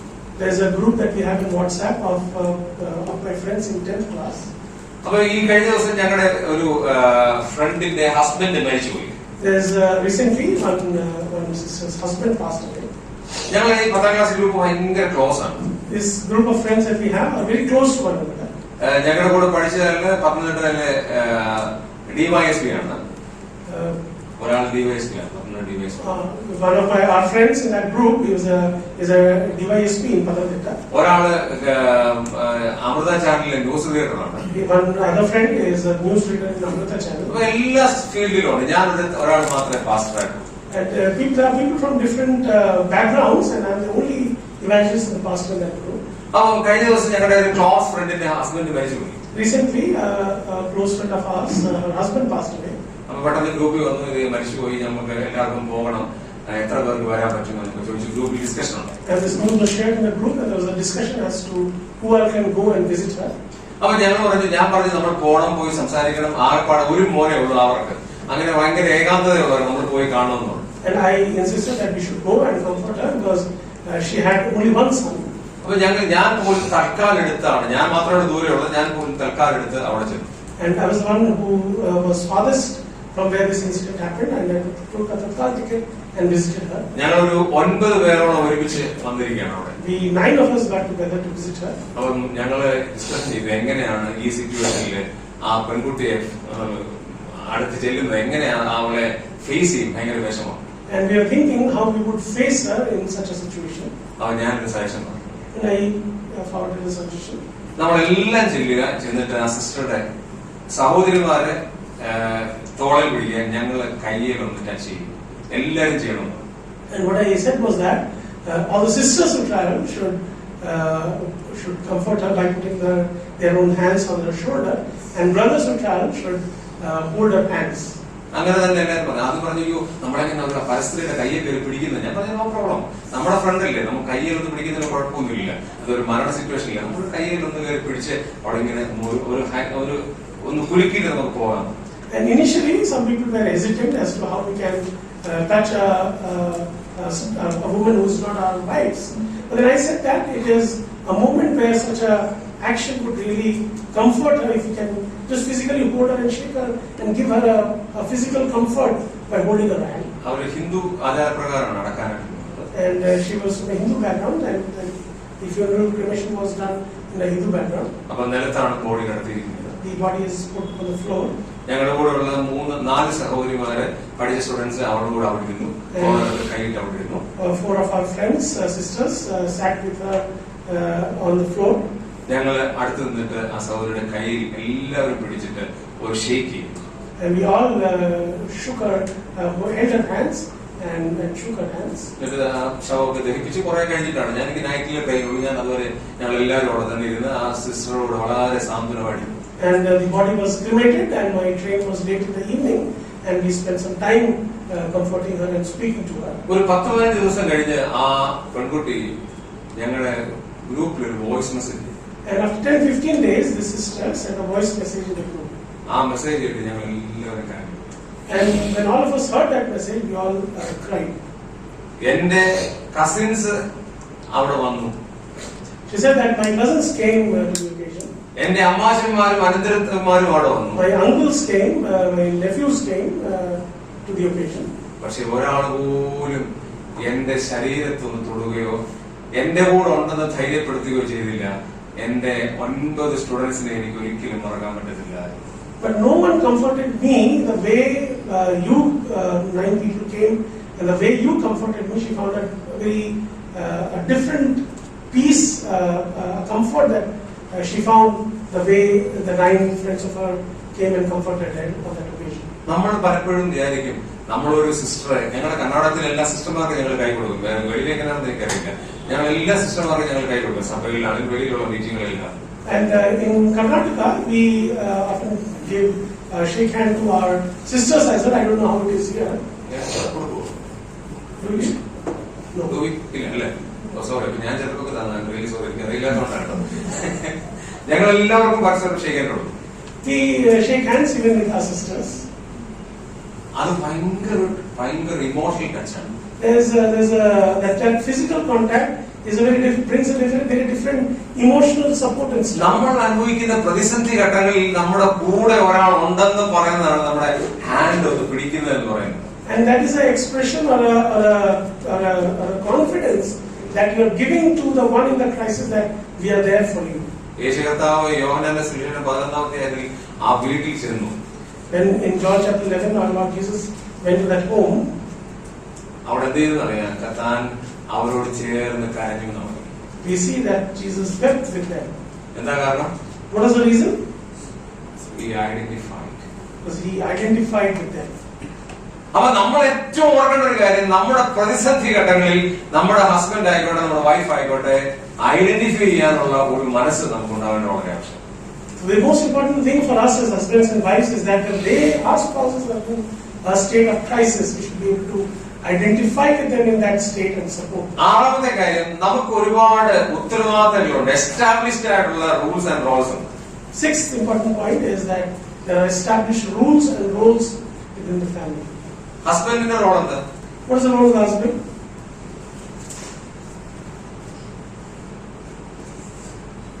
ഒത്തിരി റോളുണ്ട്. ഒരു സിംഗിൾ റോൾ പറയാം. There are many roles that husbands have. Can you give me an example? വൈഫിന്റെ റോൾ എന്താ? What is the role of a wife? ഒരു കാര്യം മാത്രമേ ഞാൻ പറയുന്നുള്ളൂ. I just give one point. ഒരു ലേഡി ഞങ്ങളുടെ അടുത്ത് കൗൺസിലിംഗിന് വന്നു. There was one lady who came to me for counseling. ഇന്നലെ ഞാൻ പറഞ്ഞ പോലെ ഇത് റിട്ടൺ പെർമിഷനോടുകൂടി പറയുന്ന സ്റ്റോറിയാണ്. As I said yesterday, I have a permission from that person, and so I'm sharing that story. എന്നോട് പറഞ്ഞു, എനിക്ക് ഈ മനുഷ്യനെ ഇഷ്ടമാണ്. She came and said that she doesn't like her husband. Is this man? ഈ മനുഷ്യനെ എനിക്ക് ഇഷ്ടമാണ്. She did not even mention her, refer to her husband. She referred to her husband as a man. അപ്പൊ ഞാൻ ചെയ്തു പറ്റി, I asked her what happened, എന്നെ എപ്പോഴും ഭരിക്കാൻ വേണ്ടി പോയിരിക്കും. and he is always coming and trying to rule over me. അത് ചെയ്യും, ഇത് ചെയ്യും, അങ്ങോട്ട് പോകും, ഇങ്ങോട്ട് പോകും. ഇയാൾ ഭരിക്കാൻ വേണ്ടി മാത്രമായിരിക്കും. And she said that he is very bossy and he comes and tries to rule over me. ഞാൻ സിമ്പിൾ ചോദ്യം, I asked her a very simple question. എന്താണ് ഭാര്യ എന്ന് വാക്കിനെ? What is the meaning of the word wife? മലയാളത്തിലാണ് ഭാര്യ എന്ന് പറഞ്ഞാൽ എന്താണ്? And I asked her this question in Malayalam, with that word that refers to wife in Malayalam. ഭാര്യ എന്ന് വാക്കിന് അർത്ഥം അറിയാമോ? Do you know the meaning of that word, Bhari in Malayalam? ഭാരം വഹിക്കുന്നവൾ, The one who bears the burden. ഭരിക്കപ്പെടേണ്ടവൾ. The one who submits and gets ruled over. ഞാൻ ചോദിച്ചു, കല്യാണം ചെയ്തപ്പോൾ ഈ മനുഷ്യന്റെ ഭാര്യ ഇരിക്കാതെ പ്രതിജ്ഞ ചെയ്തതാണോ? And asked her, when you took the oath and repeated those old words of oath in the marriage, did you submit yourself in that oath? ഓ, അന്ന് എന്തെങ്കിലും പറഞ്ഞോ ഇന്നും അത് ഓർത്തിരിക്കാനാണോ? And she said that what I said 2 years back, how can I remember it now? പലപ്പോഴും നമ്മുടെ കാര്യമില്ല. That is how many times it is. ബൈബിളിൽ വെളിപ്പെടുത്തിയിരിക്കുന്ന ചില എസ്റ്റാബ്ലിഷ്ഡ് റൂൾസ് ആൻഡ് റോൾസ് ഉണ്ട്. There are certain rules and roles that are established in the Bible. അതൊരിക്കലും നമുക്ക് മാറ്റാൻ പറ്റത്തില്ല. That we cannot change. Bible ദൈവം വെളിപ്പെടുത്തിയ റൂൾസ് ആണ്. This is because this is revealed by God Himself. അത് നമ്മൾ അനുസരിച്ചേ പറ്റൂ. It is binding upon us. Okay, Genesis chapter 18 വന്നേ. To come back to Genesis chapter 18, verse 9 and 10 ഒന്ന് വായിച്ചേ. verse 9 and 10. നിന്റെ ഭാര്യ സാറ എവിടെയെന്ന് ചോദിച്ചതിന് കൂടാരത്തിൽ ഉണ്ട് എന്ന് അവൻ പറഞ്ഞു. എവിടാ സാറ? Where is Sarah? കൂടാരത്തിൽ. She is in the tent. 10ാം വാക്യം. Verse 10. ഒരാണ്ട് കഴിഞ്ഞിട്ട് ഞാൻ നിന്റെ അടുക്കൽ മടങ്ങി വരും. അപ്പോൾ നിന്റെ ഭാര്യ സാറയ്ക്ക് ഒരു മകൻ ഉണ്ടാകും എന്ന് അവൻ പറഞ്ഞു. അടുത്ത വാക്യം. സാറ കൂടാരവാതിക്കൽ അവന്റെ പിൻവശത്ത് കേട്ടുകൊണ്ട് നിന്നു. Where is Sarah? എവിടെയാണ് സാറ നിൽക്കുന്നത്? Where is Sarah standing? പിൻവശത്ത്. Behind Abraham. Behind Abraham. എവിടെ ആദ്യമുള്ള? Where was she earlier? കൂടാരത്തിൽ. She was inside the tent. എവിടാണ് നിൽക്കുന്നത്? Where is she standing? ഭർത്താവിന്റെ പിൻവശത്ത്. Behind her husband. എന്താ ഇതിന്റെ അർത്ഥം? What is the meaning of this? എപ്പോഴും ദൈവം തന്നിട്ടുള്ള റോൾസ് കംപ്ലീറ്റ് ചെയ്യുന്ന ഒരാളായിരിക്കണം ഭാര്യ. The way God has ordained the role of a wife is to stand behind her. ഇന്നലെ നമ്മൾ ചിന്തിച്ചു, എപ്പോഴും ഭാര്യമാരെ സ്നേഹിക്കാനുള്ള ഒരു മനസ്സ് ഭർത്താക്കന്മാർക്കുണ്ടാകണം. Yesterday we are meditating upon how husbands ought to have a heart to love their wives. എന്തിനാണ് ഭർത്താക്കന്മാരോട് സ്നേഹിക്കാൻ പറഞ്ഞത്? Why is it that only husbands are called to love their wives? എത്ര പ്രാവശ്യം ഉണ്ടെന്ന് നമ്മൾ കണ്ടേ? How many times did we see that yesterday? 5 ആണോ 4 ആണോ? Was it 5 or 4? 5. 5 പ്രാവശ്യം ഭാര്യമാരെ സ്നേഹിക്കാൻ പറഞ്ഞു. എന്താ കാരണം? Why is it that the husbands are called 5 times in that portion that we read yesterday, for the husbands to love their wives. ഒരാൾ പറഞ്ഞത് രസികമായിട്ട് ഇങ്ങനെയാണ്, Someone said in a funny way, സഹോദരന്മാർക്ക് സ്നേഹം ഉണ്ടെങ്കിൽ പ്രകടിപ്പിക്കാൻ അറിയത്തില്ല, അതുകൊണ്ടാണ് ദൈവത്തിന്റെ ആത്മാവ് 5 പ്രാവശ്യം പറഞ്ഞത്. the reason Holy Spirit is telling this 5 times because many times husbands are not able to express their love, and therefore the Holy Spirit is telling that 5 times, reminding it 5 times. ശരിയായിരിക്കാം. Maybe that's the reason. 3 പ്രാവശ്യം കീഴടക്കാൻ പറഞ്ഞു. 3 times wives and partners submit themselves to their husband. കീഴടക്കാൻ മനസ്സില്ലാത്തതുകൊണ്ടാണ് 3 പ്രാവശ്യം പറഞ്ഞത്. And the reason it is giving thrice is because they find it difficult to submit. ബൈബിളിൽ കൊടുത്തിരിക്കുന്ന golden rules and Rolls നമ്മൾ അനുസരിച്ചേ പറ്റൂ. Therefore, the Bible given rules and rules are binding upon us as a family. എന്താണിത്? What is this? Story climax. ഏത് story എന്നറിയാം? Remember the story that we were hearing yesterday? 4 മക്കളുള്ള സ്റ്റോറിയുടെ last ചോദിച്ചായിരുന്നു class ഞാൻ പറഞ്ഞു. Gladson had asked for the ending of the story. Someone had asked. No, someone else has. Okay, no problem. Story. ഈ സ്റ്റോറിയുടെ climax എന്താണെന്നറിയോ? You know the end of that story? 4 പേരും അപ്പനെ നോക്കാനായിട്ട് റെഡിയാണ്. All the 4 sons or the 4 children were not willing to care and look after their father. അപ്പനെ നോക്കാനായിട്ട് മക്കളായിരിക്കുന്ന ആ 4 ആമ്പിളാർക്ക് മനസ്സുണ്ട്. The 4 sons, they wanted to look after the father. അമ്മ മരിച്ചുപോയതാണ്. Because the mother had passed away. അതുകൊണ്ട് അപ്പനെ നോക്കേണ്ട ഉത്തരവാദിത്തം അവർക്കാണെന്ന് അവർക്കറിയാം. They know that it is their responsibility to look after their father. പക്ഷെ 4 പേരുടെയും ഭാര്യമാരെ സമ്മതിക്കില്ല. But all their 4 wives are not willing to look after their father anymore. അപ്പൊ നിങ്ങൾ ചിന്തിക്കും ഈ രക്ഷിക്കപ്പെട്ടവരാണോ? You may think, are these people really saved? Our രക്ഷിക്കപ്പെടാൻ. They are saved. Our സ്നാനപ്പെട്ടവരാണോ? They are baptized. സ്നാനപ്പെട്ടോ? Yes, sir, they are baptized. എല്ലാ ഞായറാഴ്ചയും വന്ന് മേശ മുറിക്കുന്നവർ. They come every Sunday to break bread from the table. സാക്ഷ്യം പറയുന്നവരാ. They give their testimonies in the assembly. പക്ഷെ ready. But then they do not look after their father. എന്നാ കാരണം അറിയാമോ? You know the reason? എന്റെ ഏറ്റവും വലിയ climax. That is the most important climax. ഇവിടെ ഒരു കമ്മ്യൂണിക്കേഷൻ പ്രോബ്ലം നടക്കുക. There's a problem in the communication within that family. ഈ 4 പേർക്കുള്ള വസ്തുവിന്റെ വീതം ആർക്ക് കൂടുതൽ കിട്ടും, ആർക്ക് കുറച്ച് കിട്ടും, അവരാണ് ഈ അപ്പനെ അന്വേഷിക്കാൻ വേണ്ടി നിയമിക്കപ്പെടുന്നത്. Because the one who gets the most portion from the inheritance would be the one who would be obliged to look after the father. മൂത്താവൻ പറഞ്ഞു ഇളയവനാണ് കുടുംബം, അതുകൊണ്ട് ഇളയവൻ നോക്കട്ടെ.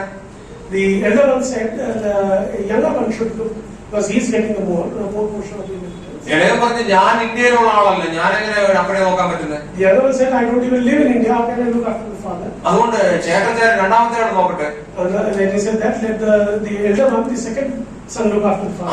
അവൻ പറഞ്ഞില്ല എന്റെ ഭാര്യയാണെങ്കിൽ പലപ്പോഴും അവിടെ ഇവിടെയായിട്ട് നിൽക്കുന്നത്, ഇന്ത്യയിലും രാജ്യമൊന്നും പറഞ്ഞില്ല, പല തരത്തിലുള്ള ഞങ്ങൾക്ക് പറ്റൂല. And he said that my wife is often traveling, therefore he expresses his ability to look after his father. ഓരോരുത്തർ ഓരോ കാരണമാണ്. Everyone had a reason. അപ്പൊ ഞാൻ പറഞ്ഞു Then I said to them like this, ഒരു കാര്യം ചെയ്യാം. let's do one thing. നിങ്ങളുടെ എല്ലാ പോർഷനിലും ഒരു 10 lakhs rupees വീതം എനിക്ക് ഡിപ്പോസിറ്റിലോട്ട് മാറ്റിക്കൂ, ഞാൻ അപ്പനെ നോക്കാം. And I said like this, that all 4 of you give 10 lakh rupees to me, I will look after your father. നല്ല ഐഡിയ അല്ലേ? Is it a good idea?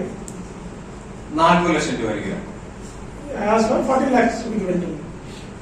അതൊരു ഇൻവെസ്റ്റ്മെന്റ് ആണ്. That's an investment from them. 40,000 രൂപ എനിക്ക് മാസം വേണം. And then I need 40,000 every month to look after the father. അപ്പൊ നിങ്ങൾ ഈ മനുഷ്യൻ എല്ലാം അത്യാർത്ഥിയുള്ള മനുഷ്യനാണല്ലോ എന്ന് നിങ്ങൾ വിചാരിക്കും. Maybe you think that I am greedy. ഈ പ്രോബ്ലം പരിഹരിക്കണമെങ്കിൽ തന്നെ വേറെ മാർഗം എനിക്ക് വേണ്ടിയിട്ടൊന്നുമല്ല. This was, I asked to solve the problem, not that I wanted their money. 4 പേരോട് ഞാൻ പറഞ്ഞു ഇത് ചെയ്യുവാണെങ്കിൽ നിങ്ങൾ ഒന്നും ടെൻഷൻ അടിക്കണ്ട, ഞാൻ നിന്റെ അപ്പനെ പൊന്നു പോലെ നോക്കിക്കോളാം. And I told them that if you do this, I will look after your father very well. You don't need to bother or worry about him at all. കാരണം അവരത് ചെയ്യത്തില്ലെന്ന് എനിക്ക് നന്നായിട്ട് അറിയാം. Because I know that they would not give part of it apart from their 10,000 രൂപയ്ക്ക് വേണ്ടി ചാകുന്ന മനുഷ്യരാണ്. അതുകൊണ്ട് ഒരിക്കലും 40 ലക്ഷം രൂപയ്ക്ക് തരത്തില്ലെന്ന് എനിക്കറിയാം. I know that they would die for giving 10,000 rupees. How in the world would they part with 40 lakh? എന്നിട്ട് അവർ 4 പേരോട് ചിന്തിച്ചു, And all four of them got together and discussed about themselves. പ്രതിസാറിന് 40 ലക്ഷം കൊടുക്കുന്നതിനേക്കാൾ, മാസം 40,000 രൂപ കൊടുക്കുന്നതിനേക്കാൾ ഏറ്റവും നല്ലത് നമ്മുടെ അപ്പനെ നമ്മൾ 4 മാസം ഓരോരുത്തരുമായി താമസിക്കുന്നത്. And they said that it's better that we four of us take turn to look after our father for 4 months a year at a time than give 40 lakh and 40,000 every month to Brother Reggie. Problem അവിടെ solve ആയി. That's how that problem got solved. പണമായിരുന്നു അവരുടെ ഏറ്റവും വലിയ ലക്ഷ്യം. The money, the inheritance was their problem. ഞാൻ നിങ്ങളോട് ചോദിക്കട്ടെ, സ്നേഹമുള്ള കുടുംബമാണെങ്കിൽ പണമല്ല പ്രാധാന്യം. Let me tell you, if there is love within the family, the money will never take any priority in the relationship. ഒരു പനി വന്നാൽ മതി നമ്മുടെ ലക്ഷങ്ങളും കോടികളും ഇല്ലാതായി. As sickness is enough to drain you out of all your life's earning. ഒരു celebrity പറഞ്ഞത് ഇങ്ങനെയാണ്, ഒരു സെലിബ്രിറ്റിയുടെ ഫാദർ പറഞ്ഞത് ഇങ്ങനെയാണ്. When celebrity's father said like this, അദ്ദേഹം ഒരു ഫേമസ് സിനിമ നടനായിരുന്നു. he is a very famous actor in movies. അദ്ദേഹം പറഞ്ഞു, എന്റെ 2 മക്കളും ഫിലിം സ്റ്റാർസ് ആണ്. He said that both of my sons are actors in the movie industry. 4 തലമുറ വരെ ഉണ്ടാകാനുള്ള സ്വത്ത് ഞാൻ സൂക്ഷിച്ചിട്ടുണ്ടെന്ന്. And he said that I have enough property to look after next 4 generations. പക്ഷെ അദ്ദേഹത്തിന് ചെറിയൊരു രോഗം വന്നു. But he was stuck with the sickness. 4 തലമുറ ജീവിക്കാനുള്ളതിന്റെ 10 ഇരട്ടി കടക്കാരനായി. And he lost all his wealth. Not just all his wealth, he became 10 times more debtor in spending how much to spend for the treatment. അതുകൊണ്ട് ഞാൻ നിങ്ങളോട് പറയുന്നത്, നിങ്ങൾ നിങ്ങളുടെ പേരൻസിനെ നോക്കിയില്ലെങ്കിൽ നിങ്ങളെ നോക്കാൻ ആരും കാണും. If I am telling you like this, that if you do not look after your parents, then you become old, your children will not look after you. കാരണം നിങ്ങളുടെ മക്കൾ കണ്ടോണ്ടിരിക്കുക നിങ്ങൾ എങ്ങനെയാണ് നിങ്ങളുടെ പേരൻസിനെ നോക്കുന്നത്. Because your children are watching you, how you treat your parents. ബൈബിളിൽ ഒരു വാക്യമുണ്ട്, There is a verse in the Bible. നിങ്ങൾ അളക്കുന്ന അളവ് കൊണ്ട് തന്നെ നിങ്ങൾക്ക് കാണുന്നുണ്ട്. You will be measured with the same way. You will be measured out with the same measure with which you measure. എന്താ ഇതിന്റെ അർത്ഥം? What does it mean? നെല്ല് വിതച്ചാൽ നെല്ല് പോയി. That if you reap what you sow. നിങ്ങൾ ഗോതമ്പ് വിതച്ചാൽ ഗോതമ്പ് പോയി. If you sow wheat, you will reap wheat. അതാണ് അതിന്റെ അർത്ഥം. Is it what it means? No. അങ്ങനെ അർത്ഥമുണ്ട്. In one way it is. പക്ഷെ അതിനേക്കാളും വലിയൊരു അർത്ഥം. But there's a bigger meaning than that. നിങ്ങൾ 100 നെല്ല് വിതച്ചാൽ 1000 നെല്ലാണ് കൊയ്യാൻ പോകുന്നത്. That if you sow 100 corns of wheat, you will reap thousands of corns. നിങ്ങൾ 10,000 ഗോതമ്പ് വിതച്ചാൽ ലക്ഷക്കണക്കിന് ഗോതമ്പാണ് കൊയ്യാൻ പോകുന്നത്. If you sow 10,000 kernels of wheat, you will reap lakhs of corns. അവിടെ ക്വാളിറ്റിയെക്കാളും ക്വാണ്ടിറ്റിയാണ് ഏറ്റവും important. In that example, the quantity is more important than the quality. അതുകൊണ്ട് നമ്മൾ നമ്മുടെ മക്കളെ, നമ്മുടെ പേരൻസിനെ ശരിക്കും ശ്രദ്ധിക്കണം. Therefore, we should look very after our parents very well. നമ്മൾ നമ്മുടെ കുടുംബത്തിൽ പലപ്പോഴും വിനോദവും തമാശയും ഒന്നുമില്ല. Sometimes in my family we don't have any fun and humor. ഉണ്ടോ? Is it? നമ്മളെപ്പോഴും ഭയങ്കര സീരിയസ് ആണ്. They're all very serious sometimes in our family. ഭാര്യമൊന്നുമില്ല, Wife won't speak. ഭർത്താവ് ഒരു തമാശ പറയൂല. The husband won't tell joke. അങ്ങനെ ഒരു ഭവനം എന്ന് പറയുന്നത് എങ്ങനെയായിരിക്കും? Just imagine what kind of a family that would be. എങ്ങനെയോ നമ്മുടെ വേർപെട്ടവരുടെ ഇടയിൽ വന്നിരിക്കുന്ന ഒരു ട്രെൻഡാണ് ജോക്ക് ഒന്നും പറയാൻ പാടില്ല. Somehow it has come in our brother circle that we are not allowed to crack a joke. ഞാനൊരു സഭയിൽ പ്രസംഗിക്കാൻ ചെന്നപ്പം എന്നോട് പറഞ്ഞ ബാധ്യതയാണ്. When I went to preach in a church, in an assembly, this is what was told to me. പ്രസംഗിക്കാൻ തമാശ ഒന്നും വേണ്ട. In the midst of your sermon, please do not make any joke. എന്നാ പ്രചാരണം പറഞ്ഞ And then I inquired, why are you saying so? ഒരു 10-20 വർഷം മുമ്പാ. It was about 20 years back. ഒന്നാണ് യേശു കർത്താവ് ഒരു തമാശ. And he said that did our Lord Jesus tell any joke? അപ്പൊ അപ്പച്ചന്റെ ചിന്ത യേശു ഒരു തമാശ പോലും പറഞ്ഞില്ല. And that's how that person understood that our Lord Jesus did not say anything, was not of any fun, he did not have any. യേശു എന്തെങ്കിലും തമാശ പറഞ്ഞോ? Did our Lord Jesus Christ say anything to us? നിങ്ങള് Bible ശരിക്കും പഠിച്ചാൽ മനസ്സിലാവും കർത്താവ് ഇത്രയും തമാശ ലോകത്തിലായിരുന്നു പറഞ്ഞു. If you read Bible carefully, you will understand that there was no one more humorous than our Lord Jesus. കർത്താവ് പറഞ്ഞ ഒരു സിംഗിൾ തമാശ എന്റെ മനസ്സിലേക്ക് ഇപ്പൊ പെട്ടെന്ന് ഓർമ്മ വരുന്നത് ഞാൻ പറയും. I'll tell one such thing. ഈ ധനവാൻ സ്വർഗ്ഗരാജ്യത്തിൽ കടക്കുന്നത് ഒട്ടകം സൂചിക്കുഴിയിലൂടെ കടക്കുന്നതിന് തുല്യമാണെന്ന്. He gave a simile where he said that it is more difficult for a rich man to enter the kingdom than a camel to go through the needles, eye of the needle. നമ്മൾ ചിന്തിച്ചേക്കും ഒരു ഒട്ടകത്തെ സൂചിക്കുഴിയിലൂടെ കടത്തി വിടാൻ ശ്രമിക്കുന്ന ഒരു സീനിൽ ഒന്ന് കണ്ടു നോക്കി. Can you imagine someone trying to put a camel through the eye of a needle? എത്ര പ്രാവശ്യം ഇങ്ങനെ ട്രൈ ചെയ്യണം? How many times would you try to make that happen? നിങ്ങൾ തന്നെ അത് ഭാവനത്തിലുണ്ട്. കർത്താവ് പറഞ്ഞ എന്തോ ഒരു വലിയ ജോക്കാണ്. ആ കൾച്ചറൽ ജോക്കാണ്, കൾച്ചറൽ മനസ്സിലാക്കിയ ഒരു ജോക്കാണ്.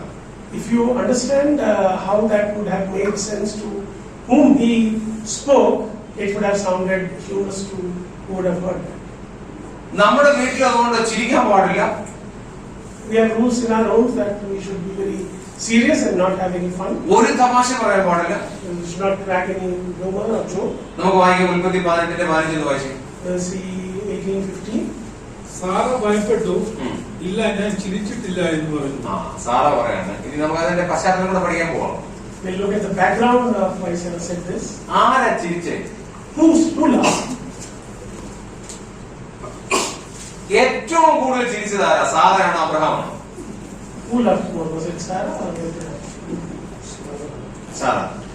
നമുക്ക് നോക്കാം. 17 അധ്യായത്തിലേക്ക് ചാപ്റ്റർ 17. Come to chapter 17. ഇപ്പോൾ യഹോവ അരുളിച്ചെയ്തത്, ഞാൻ ചെയ്യാനിരിക്കുന്നത് അബ്രാഹാമിനോട് മറച്ചു വെക്കുമോ? അല്ല, 17 അധ്യായം അതിന്റെ 17 വാക്യം. 17.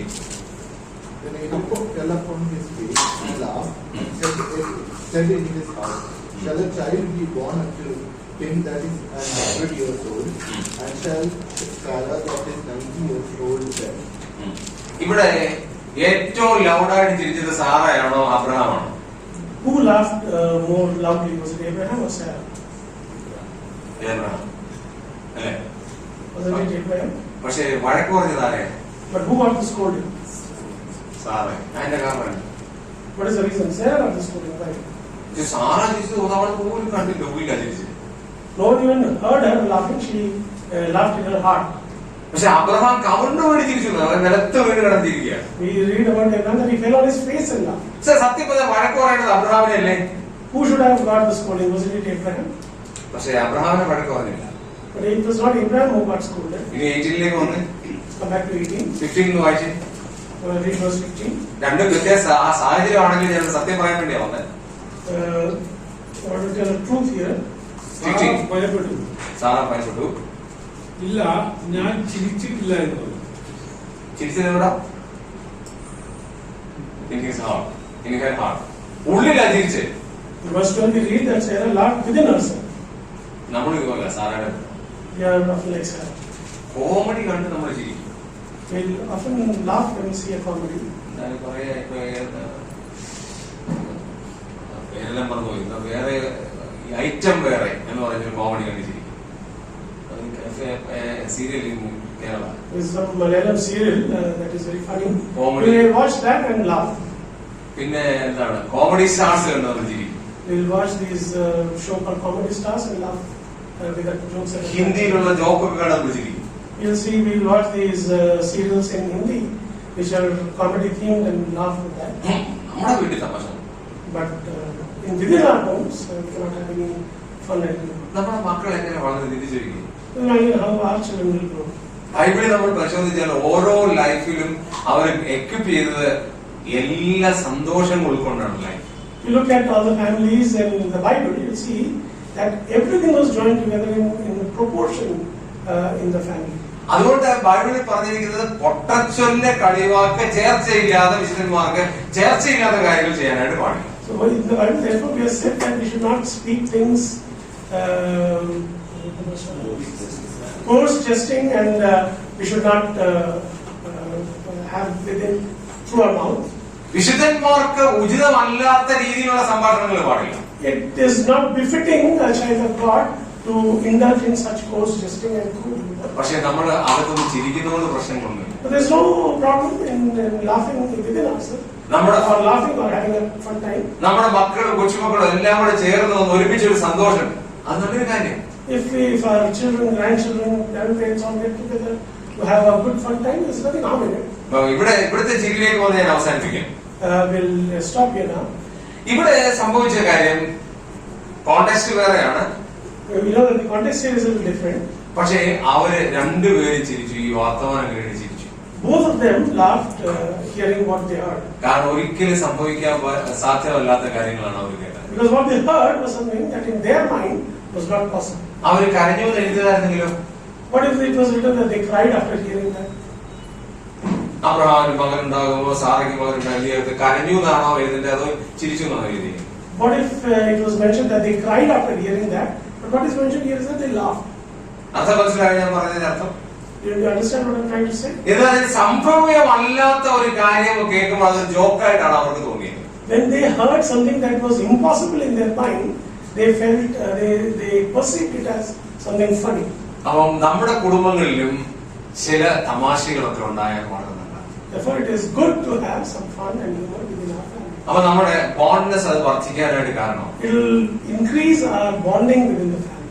നിങ്ങൾക്ക് എപ്പോഴെങ്കിലും വൺസ് ഇൻ എ വൈൽ നിങ്ങൾ വെളിയിൽ പോയാൽ ഏറ്റവും നല്ലതാണ്. It is good that once in a while you as a family go out together for a vacation. നിങ്ങളുടെ മക്കളെയും എല്ലാവരെയും കൊണ്ട് പോകണം. Go with everyone, your children, and the whole family. പക്ഷെ നിങ്ങൾക്ക് മാത്രമായിട്ട്, ഹസ്ബൻഡ് വൈഫിന് മാത്രമായിട്ട്, മക്കൾക്ക് അവർക്ക് മാത്രമായിട്ട് ഓരോ സെഗ്മെന്റുകൾ ഉണ്ടാകും. But there should be boundaries, husband